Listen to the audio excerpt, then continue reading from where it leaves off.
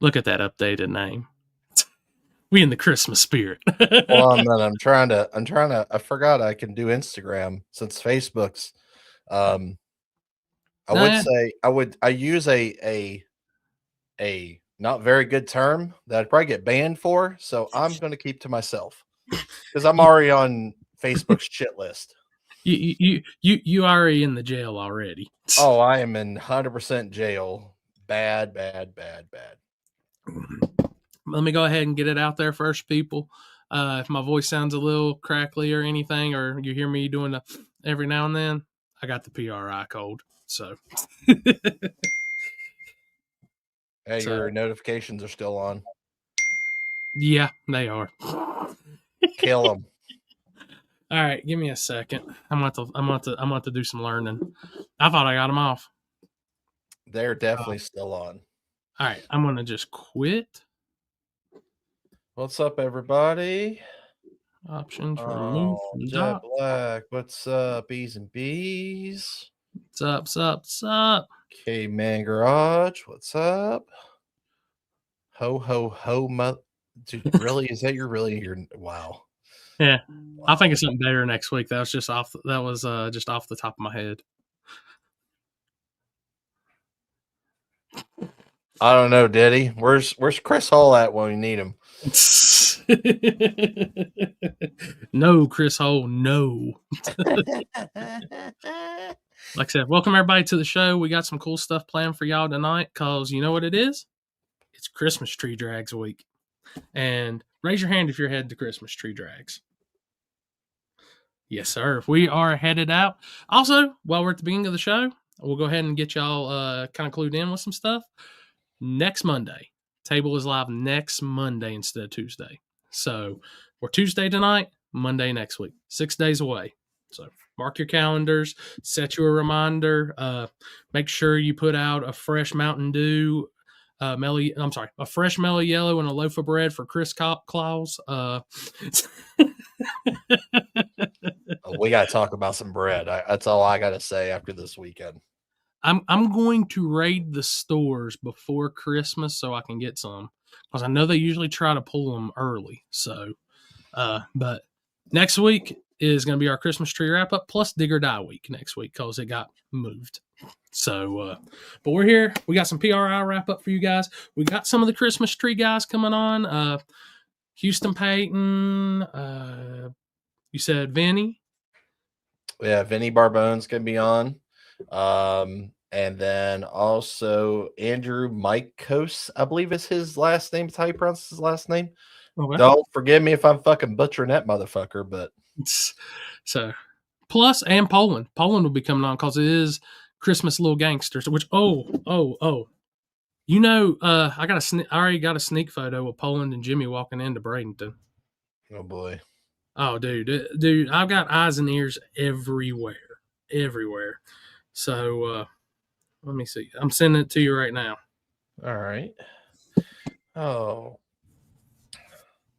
that's a little early for Merry Christmas, but Merry Christmas. Oh, I'm telling you right now, Top Bulb Tommy is going to make some more appearances on the table.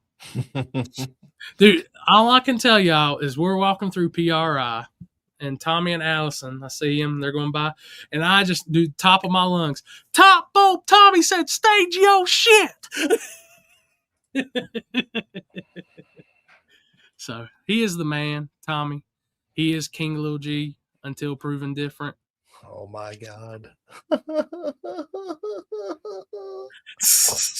Did you get it yet? Oh. I got this. I thought I got him off. Good job, Chris Hall. Chris Hall. Actually, you can blame American Alex for that. Just wait till he logs in.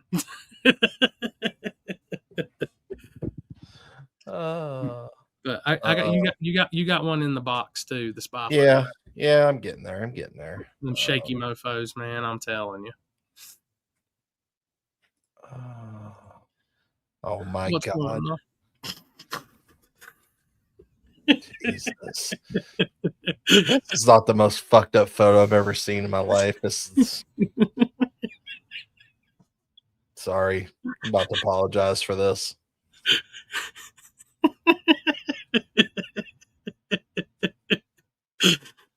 Love you, Poland. Good God. I didn't make it. I have nothing to do with it. I'm just the administrator. All right. So all I'm going to say, Tyler, is I've ran that shit through 4 different translators and I still can't make that shit out. Dude, don't let a drunk Seth type on his phone.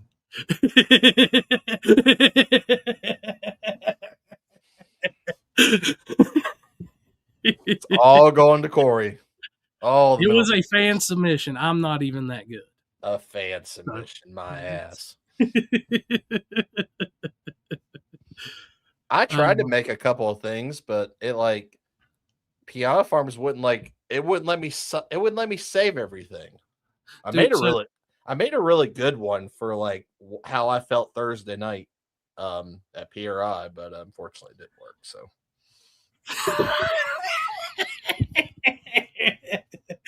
that's all right, Poland. You know, Poland knows I've been tearing up the laptop and the designs all day, so I can't really hide that one.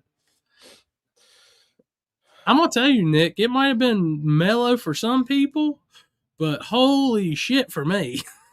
I ain't ran my ass off going back and forth to places and doing pictures and freaking talking with people as much in my life. I thought it was. I mean, honestly, I didn't like get to see like I saw maybe not even a quarter of the show.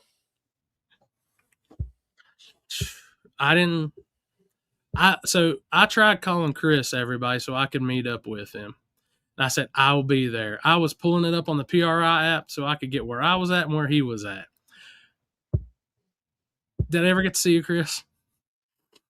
I didn't see this motherfucker one time.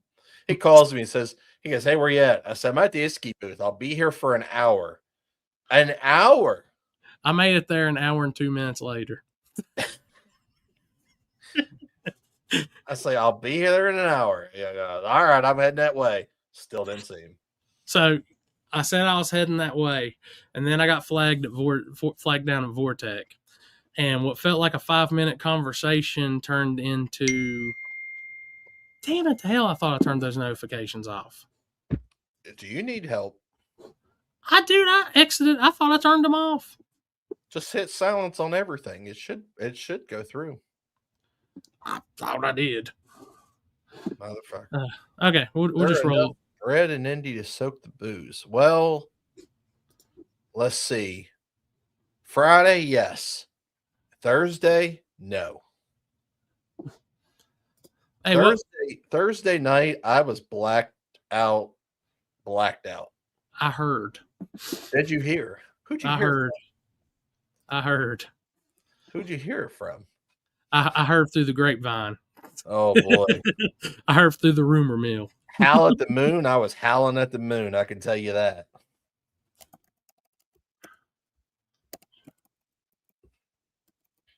It was a good time. I mean, let's see.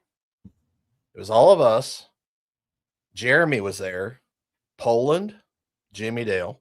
Jeremy Blankenship. Oh, dude, did you think it was kind of odd seeing him without sandals on? Yes. Because I never got to see him. I just got snaps, but I never.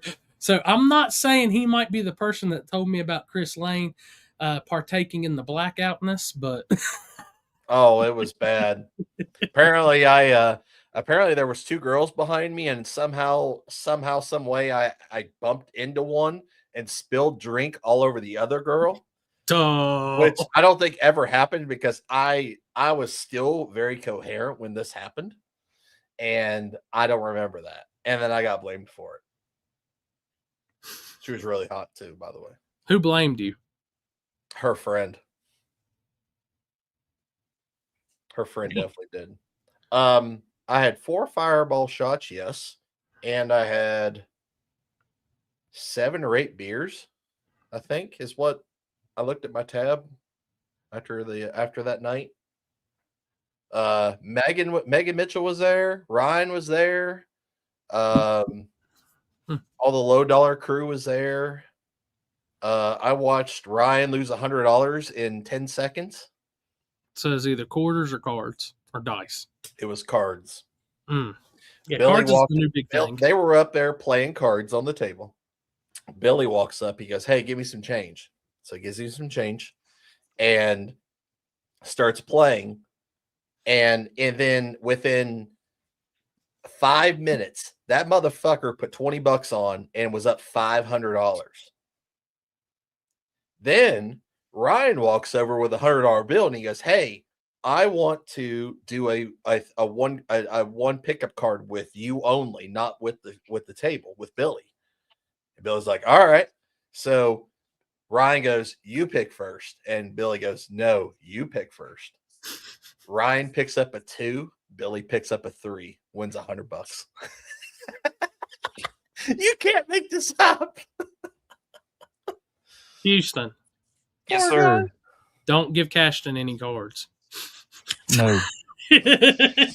No. Actually, yes, do it. He might bring us back some money. He's obsessed with dice already, so we can't be doing all that. Yes, dude. needless to say, Billy won some money Thursday night. So that was cool. My Jesus. I don't remember going back to the Airbnb. I don't remember even ordering a Uber to the bar. So you're saying this was worse than War in the Woods? Oh, 100% worse than War in the Woods. We got back to the house. Apparently I was hooting and hollering. Tommy went out and was doing snow angels in the front yard because there's a video on my phone. That's the only reason I know that happened. I want to start putting it in your phone to start drunk dialing Houston Peyton. It was bad. We had a good time though. It was a good time. All right, since you're in here and you were up there, so Houston, what was your favorite part of PRI? Oh, there's so much there. It's hard to take everything in. I mean, obviously we had a great dinner with Kaiser, so I would say that that was probably the highlight of that trip. I mean, there's beautiful, tons of beautiful cars. Is pretty cool to see. The things that change. If y'all hear a dog, I apologize. This dog's annoying the fire out of me right now. Oakley? Yeah, Oakley's giving me what for, but Hey, I there's will so say much. Yard House. Yeah, it was good. Anytime I can cut a fillet with a fork. Yeah, you could have. Yeah, it was good. It was good for sure. Probably one of the worst headaches I've ever had in my life, but other than that, it was pretty good. I don't know if PRI. It was just a little. It was a little different this year.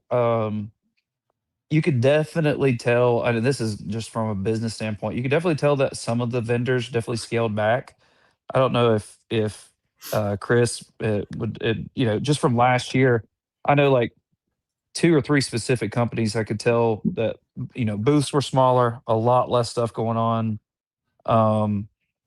I mean, you can tell that the economy is definitely shifting in a little way when it comes to some of those bigger companies. It was, not to be a geek or anything, but it's pretty weird to see, a change, which I know there's so much that goes on in those shows. Um, my goodness, dude. Like, I know that they have to use that big of a convention center and all this, but dealing with the employees of the convention center and all the junk that goes on with the convention center, I'm glad that I don't have to be one of those people because my goodness, those people hate their lives and hate their jobs and hate everybody that walks into that place, it seems. Yeah, the security was a little rough. I ain't gonna lie. And I just I sent, get it. I get it. Like, we're from small town America, right? We are from small town. We don't deal like that is as big and as many people, you've got probably 20, 30,000 people walking through there. All it takes is some idiot, deciding that that's where they want to make their headline. So I get it. They have to be a certain way because they don't know us. And I get it. I do. I can see the flip side of the coin there. um, we all see that the majority of us, the racing community aren't really there to just be idiots or whatever the case may be. It's not like a concert or anything like that, but whatever. That was probably my least favorite was dealing with those people. yeah, dude. So, Chris, they messed up my badge. I was approved for media and press, but when they sent it to me, it was just attendee. I didn't pay attention. My fault. I go to do our normal stuff, and dude, I had a security lady ready to shine the shit out of me with her flashlight. Oh boy. So the picture I just sent you though, like summed up Friday night. Well, Friday night for us, because I call Houston and I tell him a certain place to meet us for lunch, and all I heard was Cashton saying he wanted to see the baddies. Oh, I can attest. There was no baddies in that place because I was there. Friday. Yeah, Friday. We went. How did there what you had to have just missed us then again? Because I what was there- time we leave Houston? We walked out there like just right after 7.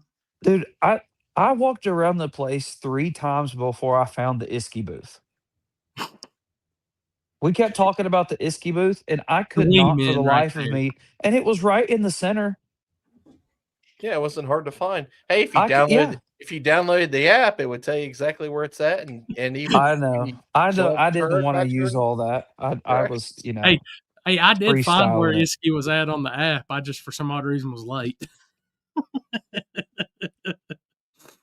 Yeah, that Hooters was definitely a 0 out of 10 on talent. My food was good. The talent so. What sucked in Houston what did it take us 45 minutes, an We hour were to start there for cooking? 4 hours. We got there at 3:30 and left at 7:30. Good God. It took us an hour to get the bill paid. Well, you had us. I mean, we were having a good time. We were talking, and it was good. But man, like you would think that with things, that's her table. You would think that she would try and not usher us out, but which when you got Bryson and them saying, "Just keep it coming," I Just mean, keep it'd be it coming. hard to shut that deal down too. So I get it, I guess. But man, then when it came down to bill time, Lord, it got to be. I don't know. I think they were using one of those. Is it called abacus? Is that or what they call it? The little slidey dots thing. I think that's how they were doing that in the back.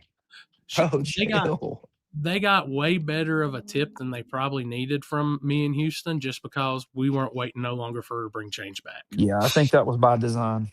That was by design. Man, that's crazy. We didn't have any of those issues. We even had somebody come late, and after we had got done eating, and we stayed there, and he ate, and we still got out of there at a reasonable time. Yeah, I know Shelby didn't get her food till for a while. Even after all of us, they messed her up, but that was it. But it was a good time. Honestly, I think it was more of us cutting up and talking and having a good time, and she was just reading it. I mean, it wasn't a huge deal. She could have got our checks a little sooner, but I think she didn't know whether some of us were done or not. So not really on her. He got a good picture of Ryan having a good time. Which one? I'm talking about this. I don't know if I showed you this one. Don't let the cameraman go. Yeah. He was in rare mode. Yeah, he was ready to go too. All right, you ready to see my food that I had this weekend? I didn't take food pictures because I knew Wesley would kill me. So I had to, dude. It was. I'm telling you right now. I have never in my entire life have ever had the best bread ever.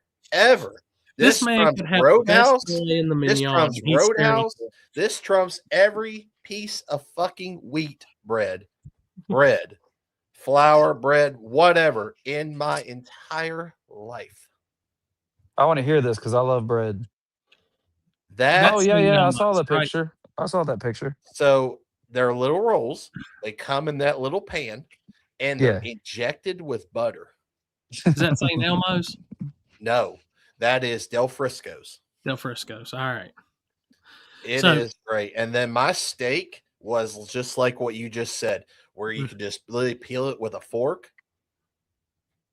Fire. So 2026 PRI, we've already made a decision. We are staying closer, so we are within walking distance of everything. And I will for sure always have my hoodie on me, because even though from the convention center to Yard House isn't really that far of a walk, it's pretty cold when you don't have a hoodie. Yeah. Yeah. Yeah. Next time, just do coat check, but like, yeah, for sure. For sure. We've Our little trick to get in doesn't work as good when they crack down on security. So it didn't work near as good this time. dude, But Paula Blart came down the Paula Blart. came down so quickly to fuss at us. And what was funny was she had her chip on her shoulder. The other guys looked at us and didn't give two shits. Like, yeah, go ahead. Yeah, most of the time it's best just to keep on walking, but I didn't want to get kicked out. No speak of English next time. No speak of English. Yeah. Yeah. So, or just get somebody to give us an exhibitor badge and we'll be good. So you and Seth both have the same idea when it came to booths. So it's happening one way or another. So yeah, I mean they legitimately would have a good reason to have. I mean, Kentucky Dragway had a booth there. Yeah. So it wouldn't be terrible for them to have a booth with as much stuff as they got going on with that race and with the different races that they're putting on and making announcements there. Yeah, I which I don't know the cost on it and all that. I'm sure it's exorbitant, but it would definitely be worth it for them for sure. I mean, I think in 2 days, because I realized about how much our car count's going to be at the first race. I mean, shit, we just dropped probably. You're looking at a possibility of $40,000 plus in payouts for little gangsters at two events. Yeah. So, dude, we've got shit we can push. Well, that's why Tommy said he wasn't going to change nothing on his car. No point when you're killing it like that.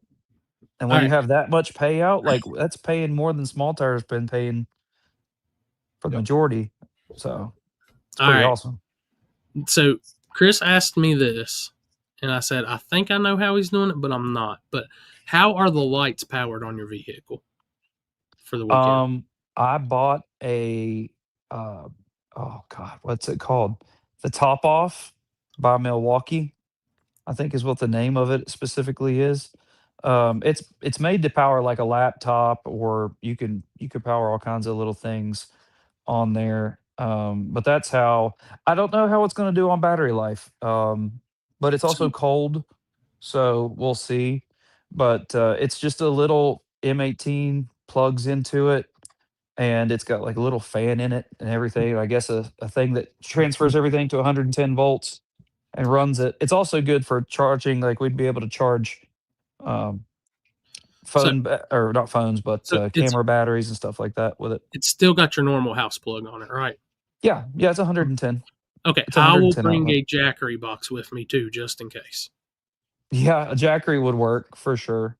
Okay, I'll put one of the big ones in the pack for the weekend. Yeah, I saw. I love John. Dude, it looks good. John Phillips, Turbo John. Did you see his?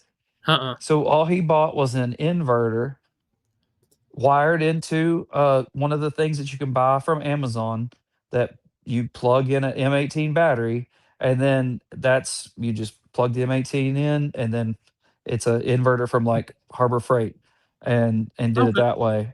Mine's probably a little bit more expensive than his. I'm sure you can get an inverter pretty cheap like that.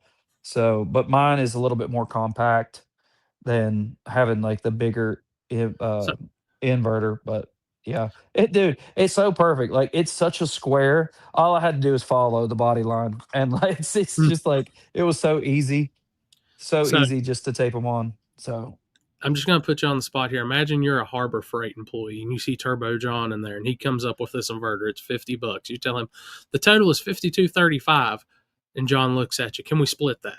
Oh, 100%. Yeah. I mean, I'll tell you, and the reason that I started watching John was, I was watching John Doc, and he shouted out Turbo John, started watching John, and the way that he did things was, I was like, dude, this is a blue collar, get it done, doesn't matter what it takes type of guy.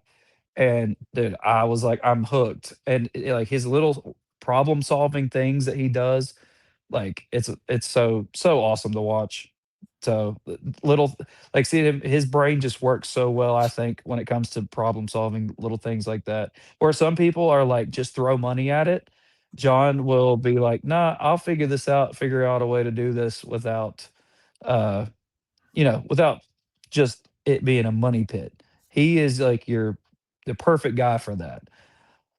So I actually just sent him an invite in case he wanted. He's in the comments in case he wants to come on and talk a little bit. yeah, dude, he's also going to the Christmas tree race. He's always got some way of getting something done. I love it, and he's like I've told him before. Is one of the reasons that like I have done so much on my cars. I watched what he did, and I was like, he did it, showed it how it was done. I could do the same thing. I could do this, and on a lot of stuff for sure. Yeah. You see that bling on the front of the car now, Chris? I do. What? He got them 100 yeah. spokes on the front. I like those. Yeah, Them they look turned like out so pumped. I'm They so look like pumped the about same that. wheels that were on the Mustang. Yeah. Is those the same wheels? Are you talking about the ones that went on the giveaway Mustang, the gold Yeah. ones? Yep. Hey, Yep, Paul, those are the same, but 4 up? lug instead of 5 lug. look at this. We got Christmas lights and 100 spokes on the Zephyr for this weekend. He balling in that damn 4-door Mustang he got over there. Oh, we got one more guy joining the chat with us because he's in the, like I said, in the Christmas tree. Let's split the chat for him, guys. Turbo John. All right, Houston. Wow. Houston, I'm gonna send you that check for giving me that pump up. I appreciate that. Hey, No, Paul. yeah, we have a good time, man. We have a good time drag racing. It's fun. And Corey, you're right. I'm always trying to try to figure out how to make something happen. That's I think the reason, and I hate, just real quick on the splitting thing, like I was just talking about, John has been on the bottom side of that. Oh, yeah. He was coming in, swinging out of his league type of thing. And so like he does that for more than just himself on the split. And that's greatly appreciated by more than you know. So, oh yeah. I mean, for me, I'm always a budget racer, and it's always for me. The more people that go home with more money, the more people that will go racing the next time. Yep, my personal Sure. opinion. But look, yeah, so everybody wants to be pissed off for trying to grow the sport. My bad. Hey, Paul. Hey, maybe they should have been in the WhatsApp and not been entitled pricks. Everybody else was there. Just saying. I don't understand. Is he talking to me? No, he's talking. The whole split situation got brung up because we broke the 20 down and Little Gangsters at. Yeah, I was confused. I did see that. No, I've been talking shit about John splitting since like he was in the True Street 275. Hey, always split. Yes, Poland, you got it. Poland, you got it right. Hey, Jimmy Dell always says a bird in the hand is better than 2 in the bush. I am telling you, everybody. Winning $500 makes a difference. If you, pay back 4 cars, 8 cars. That's gas money. That's fuel money. Not everybody's big baller budget. So the more people that go home with money when it gets down to like 8 cars, even if it's like $200 or the entry fee, in my opinion, that's a good thing for the sport. I think that is great for the sport. The more people at the next race. Yeah, exactly. So, and that's the whole deal with like Little Gangsters. When we have 50, 60 cars, something like that, and you've got 10 or 15K, it's a $200 buy-in. So if you break it down at 8, 10 cars, everybody makes a little bit of money. Those guys are going to come back every single time. For sure. And Corey, I've been racing with Corey a long time. He's been in there, and a lot of times, honestly, used to, not now, but I would have the fastest car, and we get down to 4 cars or 8 cars, and I'm talking about splitting it up because it's drag racing. You don't ever know what's going to happen, and there ain't nothing better for me to crack somebody in the head after they just said no split, and then them boys go home with nothing, and I go home with all of it. Now, I might get a little worked up more normally than what I usually do, but yeah, it's crazy. But look. Christmas tree. What y'all think? On the top or on the back? Chris, hit that on that fool because I suck at this. No, I like it. So I think I have decided. It's laying up there, and I haven't put the paint protection film on that yet. but don't tell Randy. If y'all see Oh, Randy, hey, don't tell him. Will you do one favor for me? Okay. If you can do it. Can you wrap some Christmas tree lights around the wing at least? I'm thinking about doing something like Nick done last year with a Grinch kind of flying off the back. Yeah. I don't know yet though. Christmas tree around the wing, I could make it. This thing's super light, dude. I paid $10 for this thing from Tractor Supply. I'm about to say Harbor Freight got Christmas trees. I'm moving to North Carolina. Damn it! It was $10. I went to Lowe's and it was like $70, and then I did my little Google search, and they were like $25. And I got to the checkout. I said, I need one of those $25 trees. She was like, honey, it's $10 a day. I was like, yes. I was like, that's awesome. But that's what I think. That's where it's going to ride. Look, this is my thought process. I'm going to wrap it real tight with some trees. It's going to be like a little stick back there with some lights. I mean, I like it on top too, man. It's 'tis the season, man. I mean, I think, man, I don't know. I want to go down there and do good. Last time I went down there, I was down there for the looks. We did it 2021, and we had fun. We had a good time. But man, I kind of sucked it up. So I'm trying to go down there and actually go fast this time. Oh, hey, and right now, John, I'm gonna put in a good word for you because Poland, this man has beat my inbox up. He said, "What do I gotta do to be a little gangster?" Does that fit, Poland? It definitely does fit. It definitely does fit. So, hey, where does this man need to be at on March 27th and 28th? At Carolina Gold. Hey, hey, can I double enter in the 530 and the 26s? There's no 26s at Carolina Gold. Oh, Carolina Gold. Oh, yeah. I mean, yeah, there's right. 26s, but you don't fit them rules. That's limited street rules. Oh, okay. So I'm seriously thinking about doing that. Can I? Because the Carolina Gold is radial, right? That's radial prep. Yeah, that's radial light. Yeah. So you got Carolina Gold, which is it. It's all kind of been announced, but it's going to be a qualifier race with John Sears. The top 8 cars from that race will get an automatic invite to King of the South.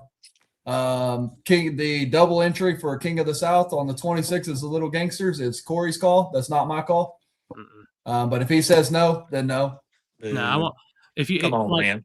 The problem is, and you know, I got talking. The problem is that every single person that we've talked to running 26s is also trying to run Little Gangsters. That's the problem.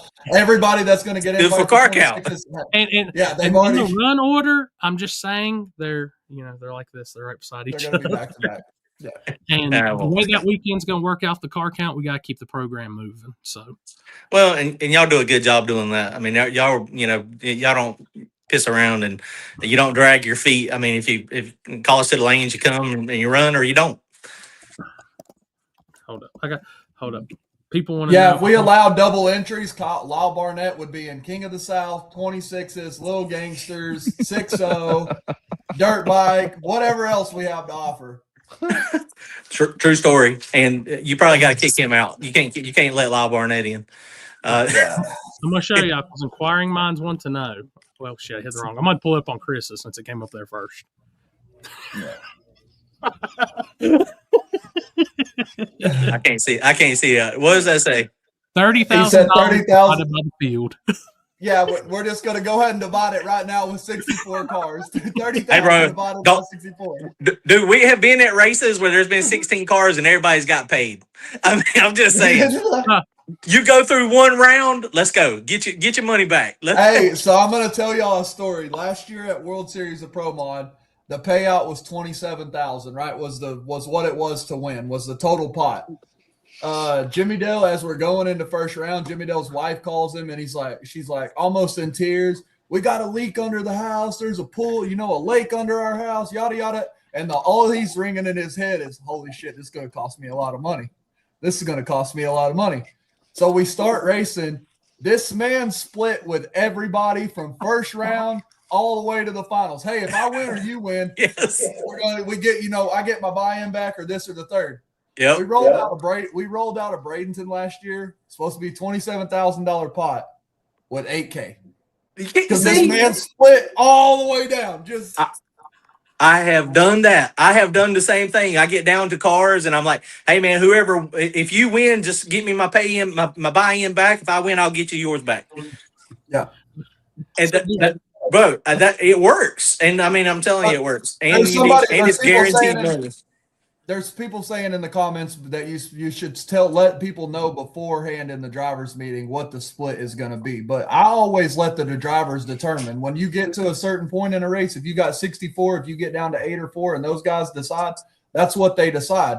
If they say no split, then they say no split. But I feel like it's up to those remaining drivers rather than setting a set number, if you will, ahead of time. Oh, so I'm going to top y'all even on this. So I walked the RPM trailer. One of y'all's got some feedback. Oh, it's got to be. It's got to be Alex. He just came on. No, it ain't me. That's good now. So I make it to the RPM trailer for the first round to announce the first round matchups for King of the South last year. I get in, I do my little speech, I talk. I'm getting ready to flip the notebook out so everybody can see their matchups. And I hear in the back of the people, "We can split this right now." Didn't even have to know who it was. I just like keep on trucking. Hey, I like it. I'm down.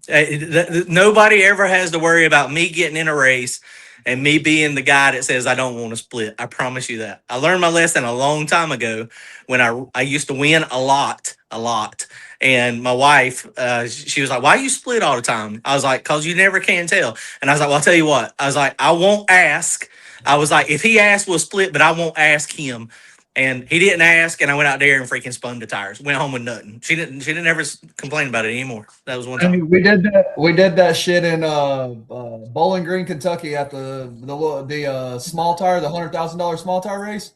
Rolled off in the finals against the GOAT, and Jimmy Dill asked me, he said, "Do we talk about a split?" I said, "Man, if he don't say nothing, we're not saying nothing." Knocked the tire off right on the start line. Right. So what I've gathered already, and just so y'all know, I'm just picking on John. If I didn't pick on John for this, I wouldn't like him. Oh yeah. So when it comes down to splitting, there's actually more awkward conversations and more awkward stares than conversations.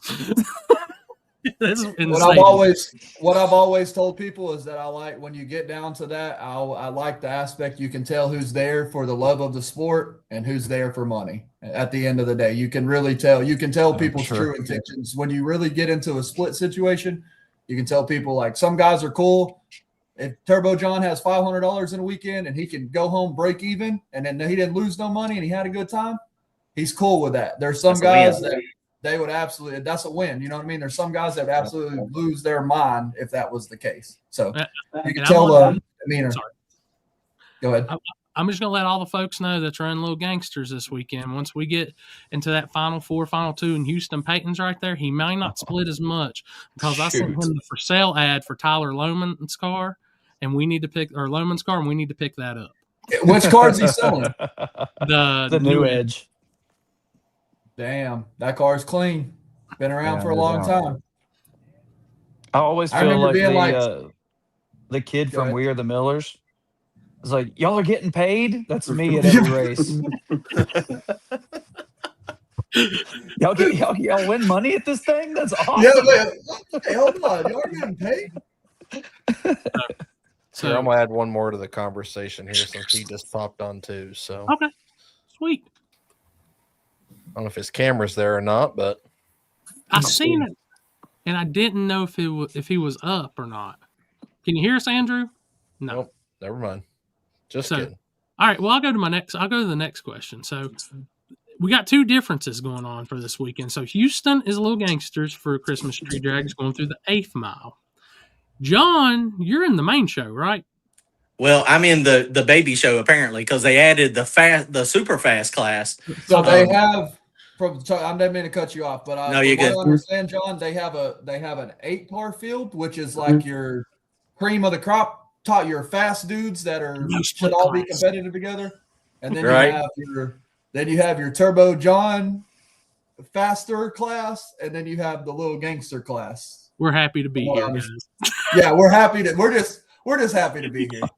No, I'm stoked, man. Like I said, we went a few years ago, and it was fun. We had a good time, and we're going to go quarter mile. Is tough though, man. We normally run 8 mile. You're quarter mile. I've got some plans. I know I just saw Ryan post that he's putting a 3.0 gear in his car. He's planning on running 240 miles an hour, apparently. So hopefully I don't get lined up beside Ryan. How many scuba tanks will it take to make it down the quarter mile? I know, right? Hopefully it can make it. But that's maybe he's got the same strategy as me. I'm planning to go really, really, really hard to the 1/8 of a mile. And then when I get to the 1/8, I'm going to start easing the boost off a little bit and taking some timing out and putting some fuel in it so I don't burn this son of a gun up. We got dig or die happening weekend after next weekend. Yep.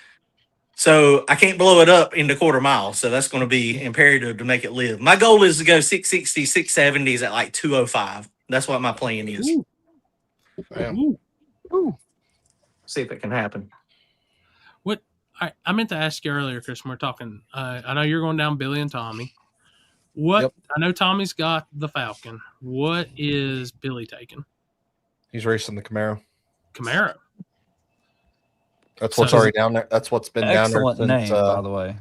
Apollo. That's an awesome name. Yeah. Mm-hmm.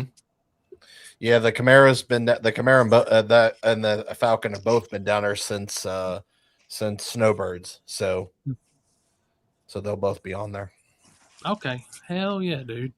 So he's in the eight gangster class. Mm-hmm. Yeah. Now I was So the gangster. Which one is Ryan in? Is Ryan Mitchell in the 8 car or the other class? I think he's in your class. He's in my class. I hope I don't. I'll probably draw him first round then. Hold please. I can tell y'all.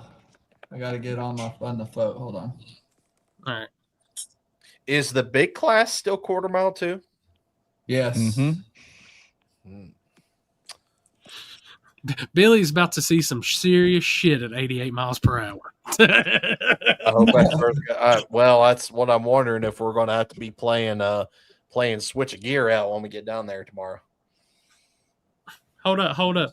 Oh, snap. It's the keg holder, Timmy. He's back. My man, Timmy. What's up, buddy? Here, I'm gonna try to add Andrew back in here. He says his stuff's not the mic and cam access isn't working on his end. So shit.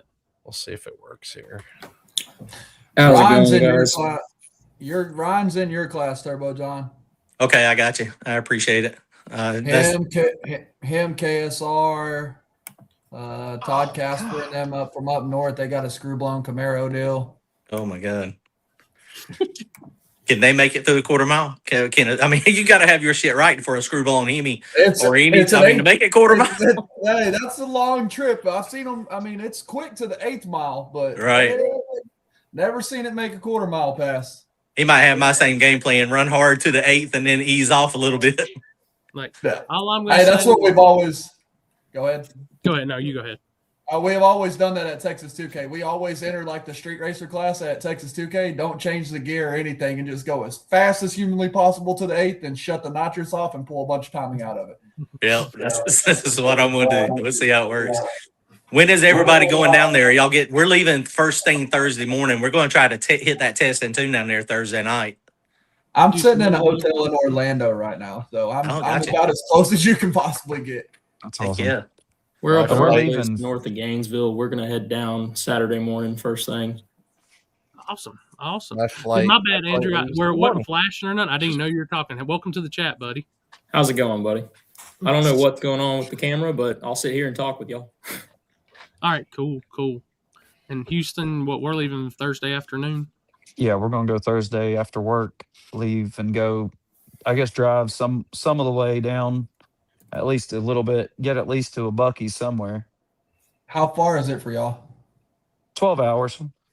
It's not bad. No, it's not bad. Dude, let me tell you how much this guy likes me. He sends me a message. I'm like, yeah, I'm riding with you to PRI. He was like, here we go. Here we go. Let me tell y'all something. This man pulled up in that platinum F450. He had to get a white one, though. I got this guy talking to a white truck somehow. Dude, I hit that heated seat and that massage seat all the way to PRI. I didn't give a damn about nothing. We're gonna be riding up in a 2000 F350 that feels like it's got buggy springs on the back. I mean, now this is the downside because we did have some buggy spring moments coming out of West Virginia into Ohio and vice versa. Yeah. The front end is definitely rated for towing. That's for sure. The gangsters in the building. They coming out of the woodworks. I got too. All right, guys, I'm gonna jump off of here real fast. I got to finish getting this thing prepped. What little bit I got to do. We'll see y'all down there. Y'all drive careful, guys. All right, We'll see you later, buddy. All right, later. All I gotta say is because the comment you brought up, even though I am a Zoomy man, big props to Taylor Strange for keeping bullhorns alive. Keeping the bull. Hey, and he just ordered another set that they're gangster. Like we should have like 8-foot flames coming out of that Beretta here pretty quick. So all I'm gonna say, Alex, is you better be ready for maybe a certain race because if that man makes the cut, he's gonna be lighting up all of the track. Caleb Watson, you may have won Carolina Gold last year. Go back and do it this year. Top 8, get an invite, bud. Hey, I'm curious about something. And I don't know if this has been said or not. And if y'all can't say or whatever, I don't know. How many people, what's the word, registered or entered or attempted to enter for this race for the Christmas tree Little Gangsters? Do you have that? Do you have that number? Over 120. That's sick. I mean, that's pretty crazy. So me and Jimmy Dale were like, yeah, we'll take care of it next week. Yeah, we'll take care of it then. And then when I opened it, when we started driving to Florida for snowbirds, that was like we had 2 days or whatever of driving. And we're picking, like, as soon as I opened it, there was 126 or something invites or something like that. And Jimmy Dale had just made another post and was like, here's your last chance to register or what. Like, we probably had 140 plus. Like, it was wild.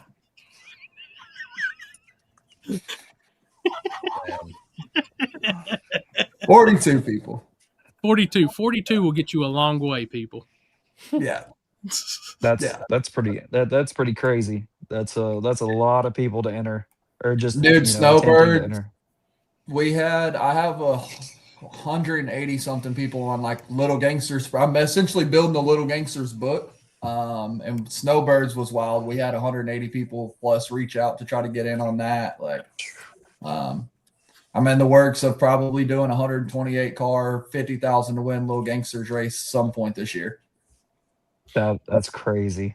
I ain't gonna lie to you. I had a common friend in a common group chat with us mention something about that on a phone call with me, and he was like, I would love to do something like that with them. I'm trying to do it, but I want to do it at Charlotte and do it 4 wide. Oh my God. But having everybody stage is the issue right now is everybody that I've talked to said if you've never staged on a 4 wide, it's extremely difficult. And everybody's told me the same thing. 3 turbo guys and a nitrous or a blower guy all try to stage at once. Yeah, it's makes it there's a lot of burn. You see my dilemma here. You see where we can 4 turbo cars trying to stage with each other. But hey, if for something like that falls through, you might need to hit my man up because he's the type he might even he's making a little cheddar too. So bet just keep that on the back burner just in case because he's really talk about that. Yeah, so we'll bring it up in the group chat. Dude, these people keep asking about some Pro Charger. I have one for sale. I don't know where it came from. I don't know any details. But I do have one for sale. Heck yeah. Hey, all right. So we just got popped into Vinny. I have met for the first time for sure, or at least properly introduced. We met Vinny this past week at PRI. He is also in the Christmas tree race with one of the most unique cars that's probably going to be in the Christmas tree race. Sure. Actually, it's not really a car. It's a trail vehicle down here in West Virginia. That's it. Which, right. Andrew, Vinny, can y'all shoot some pictures of everything ready for the Christmas trees on your vehicles to Chris? He's our IT guy. I actually I already shot have one over to mics already. If you're good with me to share it. Yeah, man, go right ahead. All right. Vinny, you got one? Did you send one to Chris? No, mine's top secret. Oh, he's keeping it secret. Oh. He's keeping it secret. Which, hey, big props to them because I don't know if anybody's looked, but if you ain't got a ticket yet, the only way you're watching this race is one of two ways. And this is going to be a little bit of a shameless plug. You're either watching it on live feed or Spooled Media will probably be hustling to have that video out by Sunday night, Monday. So, Are they sold out? I didn't it's know sold that. out. Yeah, I got a Dude, text that's message sick. from. That is sick. Ooh. Which class are you in, Andrew? I'm in the 32 car quarter mile shootout. Oh, shit. Here we go. So Heck yeah. he'll be racing with Turbo John and them. Yes. Yeah, the more cars come out that they're in that shootout, the more stressed I get about it, but we'll see how it goes. Try not to be a first round duck and see how far the show goes. Hey, I've watched some of the old Christmas tree stuff. Just be on top of the light because a lot of those dudes couldn't hit a tree in the middle of a rainforest. Like, it's bad. It's real Way to bad. make that happen. 100%. What kind of racing do you do with that car outside of that normally? So for the most part, we used to run a 72 Nova, all steel, all glass, big heavy bugger. And we had a block split and sling the car into a wall about a year and a half ago. So we kind of built this thing on a whim in about 2 months just to try and be competitive all around. We did a little bit of no prep, just some slower classes. And then since then, we've switched over to pretty much just radial racing with it. We knew the car was light. We didn't know how light. And through this whole Christmas Tree Drags adventure, we made a bunch of changes and kind of threw it on a scale just to see. With a full 21-gallon fuel cell, because it is a street car and a street cooling system, it's right at 2,701 pounds. Oh, snap. Oh, very nice. 58% on the nose. So we'll definitely see what we can do with it. What's the setup on it? It's a 370-inch LS with a turbo 400 and a 94 106 FIS on it. Hell yeah. Big shout out Forced Inductions. I know they're supporting another awesome class this year too. So yeah, I mean, we've absolutely loved that turbo. It's been in, 3 or 4 different cars that we've had, and I mean, it's not let us down so far. hell yeah, dude. I'm a new edge guy. I love a new edge race car, street car, wherever we're rolling with it. That's one of my favorites, man. I was never a big Mustang guy, and a handful of years ago, we built one for a guy and kind of realized we could do all right putting LSs in new edges, and it was just what we could get when we were trying to make an event, and we've kind of held on to it since. One of the big complaints everyone gives on streetcar classes is that it's back aft. It's not. It's got a full frame rail back there. It's just nice and low. It's not what was it? Nicky Bobby, the old Mountain Dew car that had the Carolina Squat going on. It ain't that. It's all right, people. So it's funny you mentioned that car because that was actually one of the cars I kind of drew from that and Ducky Johnson's X275 car when we built this. Dude, Ducky Johnson's car, man, you're pulling my heartstrings. Poland I know is a fan of Ducky Johnson too, with them massive gorilla flames coming out of them bullhorns. Yeah, Ducky, my boy. He will be with us at the Christmas. He'll be in Little Gangsters racing with us too, and the blue. Oh, the Nova. The Nova, yeah. Yeah, that car is clean. Super clean. Hell yeah. Houston, that man is good on the tree. So we'll have me and Houston's already got a plan. We're hooking the practice tree up in the truck the whole ride down. So somebody we're getting ran off the road. That's right.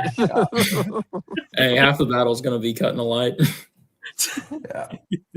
Vinny, I'm gonna steal a picture off your Facebook if you don't care. No, I don't care. Whatever one. So everybody that's asking, it's going to be free. It's on Freedom Plus. That's Cletus's. What do you call that? Pay-per-view. Yeah. Stuff. Streaming service.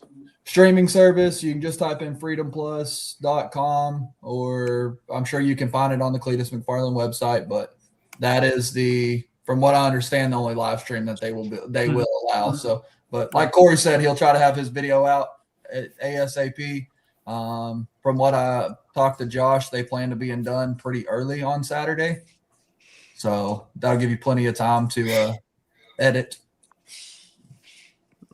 Now, this gangster right here. Hold on. When we were told to assemble us a little gangster Christmas tree race, right? I was given specific instructions to bring a unique field of little gangsters. I told y'all earlier I had 125 entries. 99 of them were Mustangs. Just Fox Body Mustangs. Guarantee it. Benny probably has the coolest shit that we saw. It's definitely unique. But I mean, that's why we chose Houston's car. It's different. It's a 4-door Mustang, but once again, it's not a Mustang.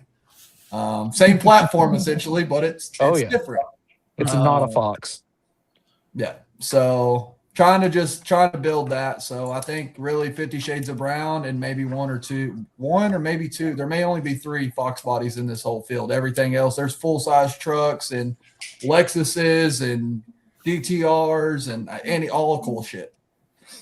Yeah, that car just makes you like the moment you brought that picture up, I just started smiling. That's awesome. And you know that I'm not the only one. People see that, it automatically brings a smile to your face. It's so cool, dude. I love it. So what exactly is that thing, Vinny? So it is a 1995 Geo Tracker. It is a small block Gen 1 408 that I built in high school and somehow is still living. It is E85 blow-through carb with rear-mounted twin 6467s. Dude, I like it. So purely. Do you have so wheelie crazy. issues with it being that short of a wheelbase? Yes. Hold on. Show 'em, Chris. There you go. Hey, at least it'll put on a show if nothing else. Oh yeah, I might not be in the show, but I will be definitely a big part of the show. If you can't win, still the show. Houston, yep. I bought this shirt just for you, buddy. Let's see here. There we go. There we go. Heck yes. Can we get a child's medium in that for Cashton? Oh, he would be down. He said for the bad hose. I can make that happen. Dude, I didn't tell you about this, Paul. And we started talking about a little bit at the beginning of the show. When I told Houston that our eating spot on Friday was going to be Hooters, all we heard from that kid over the phone all over the PRI noise was, I want to go see the Eddie's. Let's go. You're raising him right, buddy. You're raising him right. He's rotten. He's getting more rotten and more rotten by the day, too. I'm going to peer pressure him into doing this also. He's going to come find you at this race this weekend, Poland, and y'all are shooting at least one round of dice. Oh, I don't think you have to talk Cashton into that. I think he was practicing with that little foam slick over the weekend. Yeah. Yeah. So I had to tell him not to. He will run up to anybody and just be like, "You want to shoot dice?" And I'm like, "Bro, you gotta chill. You gotta chill. You gotta chill a little bit. You gotta chill a little bit." Carolina Cash Day's makeup race back in October, Pulling. This kid walks up to me with his hand. He has 2 dice in it and a $20 bill. And I'm saying, "Oh yeah, man, you're gonna have a little bit of fun this weekend. Cool." So I'm in the tower getting the chips pulled for the next round. He runs up there. Corey, look at this. This kid's got like a $500 roll in his hand. He got my ass at King of the South last year. He was tearing everybody up, and I went and I rolled right off in the middle of the circle and started barking and was like, "I don't care if you're 2 or 200, I'll take your money." I lost my fucking circle real fast. Oh god! He came away with like $240. Hey, that was my $240. His mom is never going to let him go with us after this weekend. She got one of the best pictures of him at PRI sent to her. And, dude, amazing. Rotten.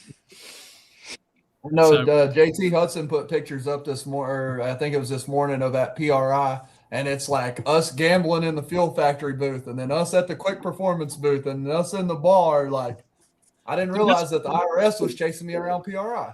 Dude, the DI booth. Every time I seen you, you were eating. Yeah, that does happen quite a bit. Dude, that's dude. I mean, PRI was a vibe, but I think this weekend I've never been to Bradenton, so this is first time for me. I'm looking forward to one. So it's a complete polar opposite, literally, of this past weekend because it's going to be 70s and sunny, 80s and sunny. Oh, either way, it sounds way better than that. What was it? Teens and 20s at Indianapolis Friday. And it's still Saturday was brutal.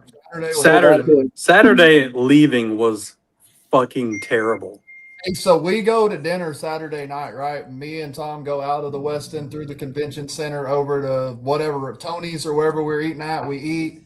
We go to come back. We make it almost all the way to the door of the hotel, and it's locked. So we hit the security button. They're like, oh, it locks at 11 to the convention centers, blah, blah, blah, blah. Dog, I had to roll like 300 foot in that bullshit, and it gave me freezer burn all down the inside of my fucking hands. Wow. It's finally healed, but it was brutal. I couldn't grip anything for 2 days. See, I know all y'all northern boys are looking forward to the sun and the heat down here, but I live up in North Florida, and every single morning for the last week it's been low 30s. So don't count your blessings yet. God. It might still be that way this weekend. Hey, it was -7 yesterday. Yeah, it was. Yeah.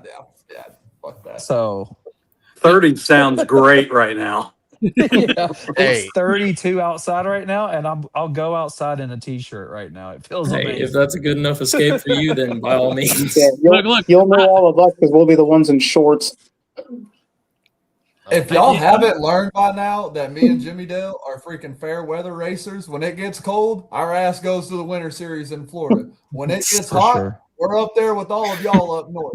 Yeah, for sure. We got that 65 to 85 range is what we're looking for. But oh man, my mind went blank. But no, going back to that.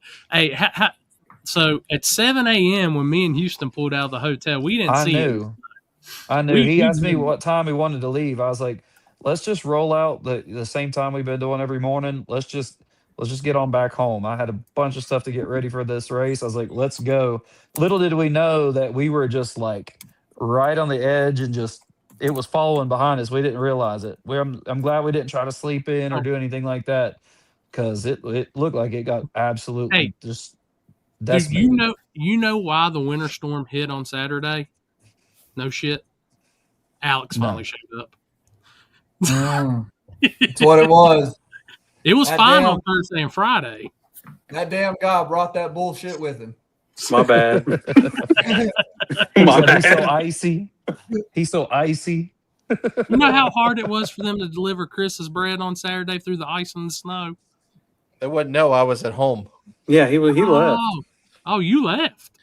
Oh, I left Saturday morning, and I actually probably should have stayed because I ended up fucking spinning out and curved one of my fucking nice wheels on my fucking Q5. So now I'm pissed. You know whose fault that was? Mine. Nope. What size wheel is on? No, it wasn't my fault because I told him he should have stayed. Oh, maybe it was his fault, but he tried to clean it up. Yeah, fucking Sunday. I should have stayed because one, I didn't have a place to stay because we were all leaving anyway. Two, I had an Airbnb. That's fine. Well, you didn't invite me, so fuck you. Two, I got St. Elmo's reservations given to me, and we would have went and ate St. Elmo's that night. And okay, I have a question. Have any of y'all's ate at Tony's in Indy? Tony's of Indianapolis. No. It shits all over St. Elmo's. St. Elmo's is McDonald's compared to that place. Is that where Jimmy Dale and them ate Friday night? Happy and TSR and all that. Yes. I tried Varner's steak, and I tried somebody's fish. And I'm telling you right now, that was the best steak I have ever had in my entire life. Hey, it is. It's not. This is not a bash. Everybody talks about St. It may be a little bit of a bash, but everybody talks about how good St. Elmo's is. Go to Tony's of Indianapolis. It's expensive, but it is fucking amazing. It's unreal. It's awesome. No shortage of good Dude, food up there. Oh my God. 4.5 out of 5. I'm gonna say, dude, the Yard House is really good. They just got to turn the DJ down about 20 numbers. I had It was it rough. in Vegas, and I really wasn't that impressed. Really? So the one in Bradenton, that's where we eat for like all the Winter Series stuff after the races and whatnot. We eat at Yard House, and the one here or the one in Bradenton is actually pretty good. Yeah, ours was pretty good. I was actually surprised at because I guess it was happy hour, how cheap it was. I was Dude. actually surprised. Dude, Houston was eating calamari, turning his pinky up with his drink, all kinds of stuff, man. No. What is that? That's their bread, apparently. Oh, Ooh. hey, the bread is like fresh baked, Chris. I forgot you was a bread man, dog. It's Hey, hey. What I Houston. told that waitress, I said, y'all keep the tea. I'm just here for the bread. Hey, Houston, at some point we have to stop this on the way down. We got to stop somewhere, whether they've got it at Buc-ee's or somewhere. We have to pick up a loaf of bread for Chris. There we go. Please and thanks.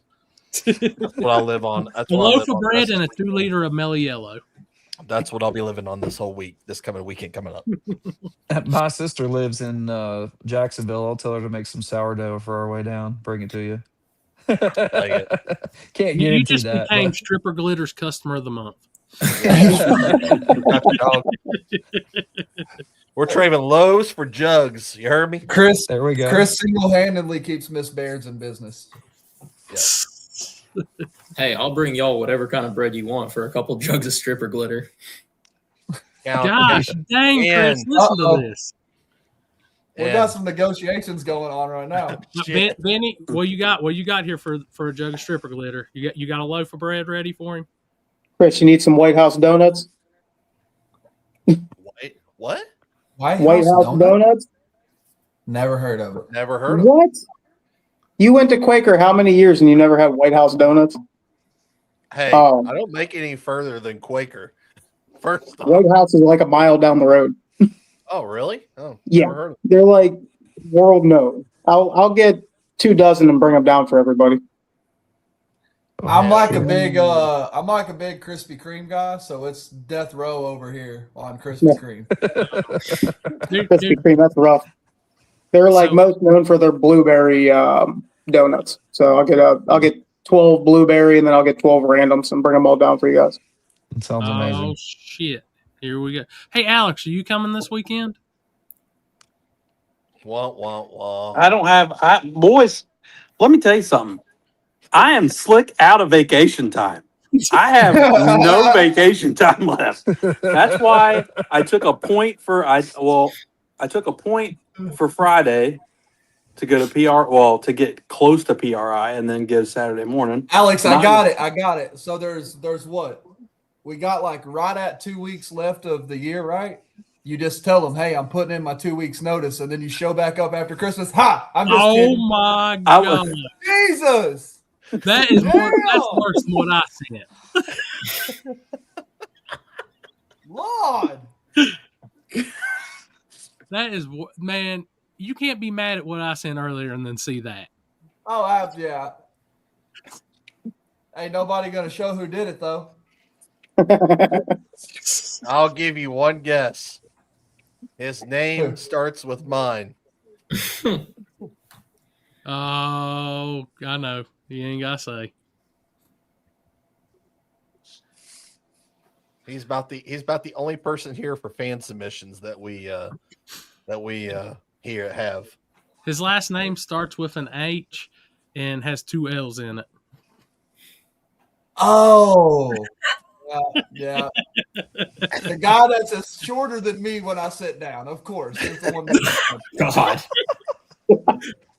So, hey, look up when you talk to me, Frodo.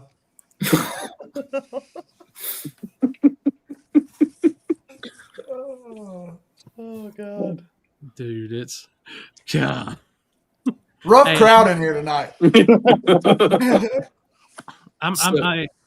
I got Do some. any of y'all come from a quarter mile racing background, or is it all mainly 8th mile no prep? 8th mile. Both. yeah, we've all been 8th mile. I mean, I've been to the Christmas tree race before. We've done quarter before, but that was the only other quarter mile. And I've been to World Cup before, which I love quarter mile, especially like World Cup stuff.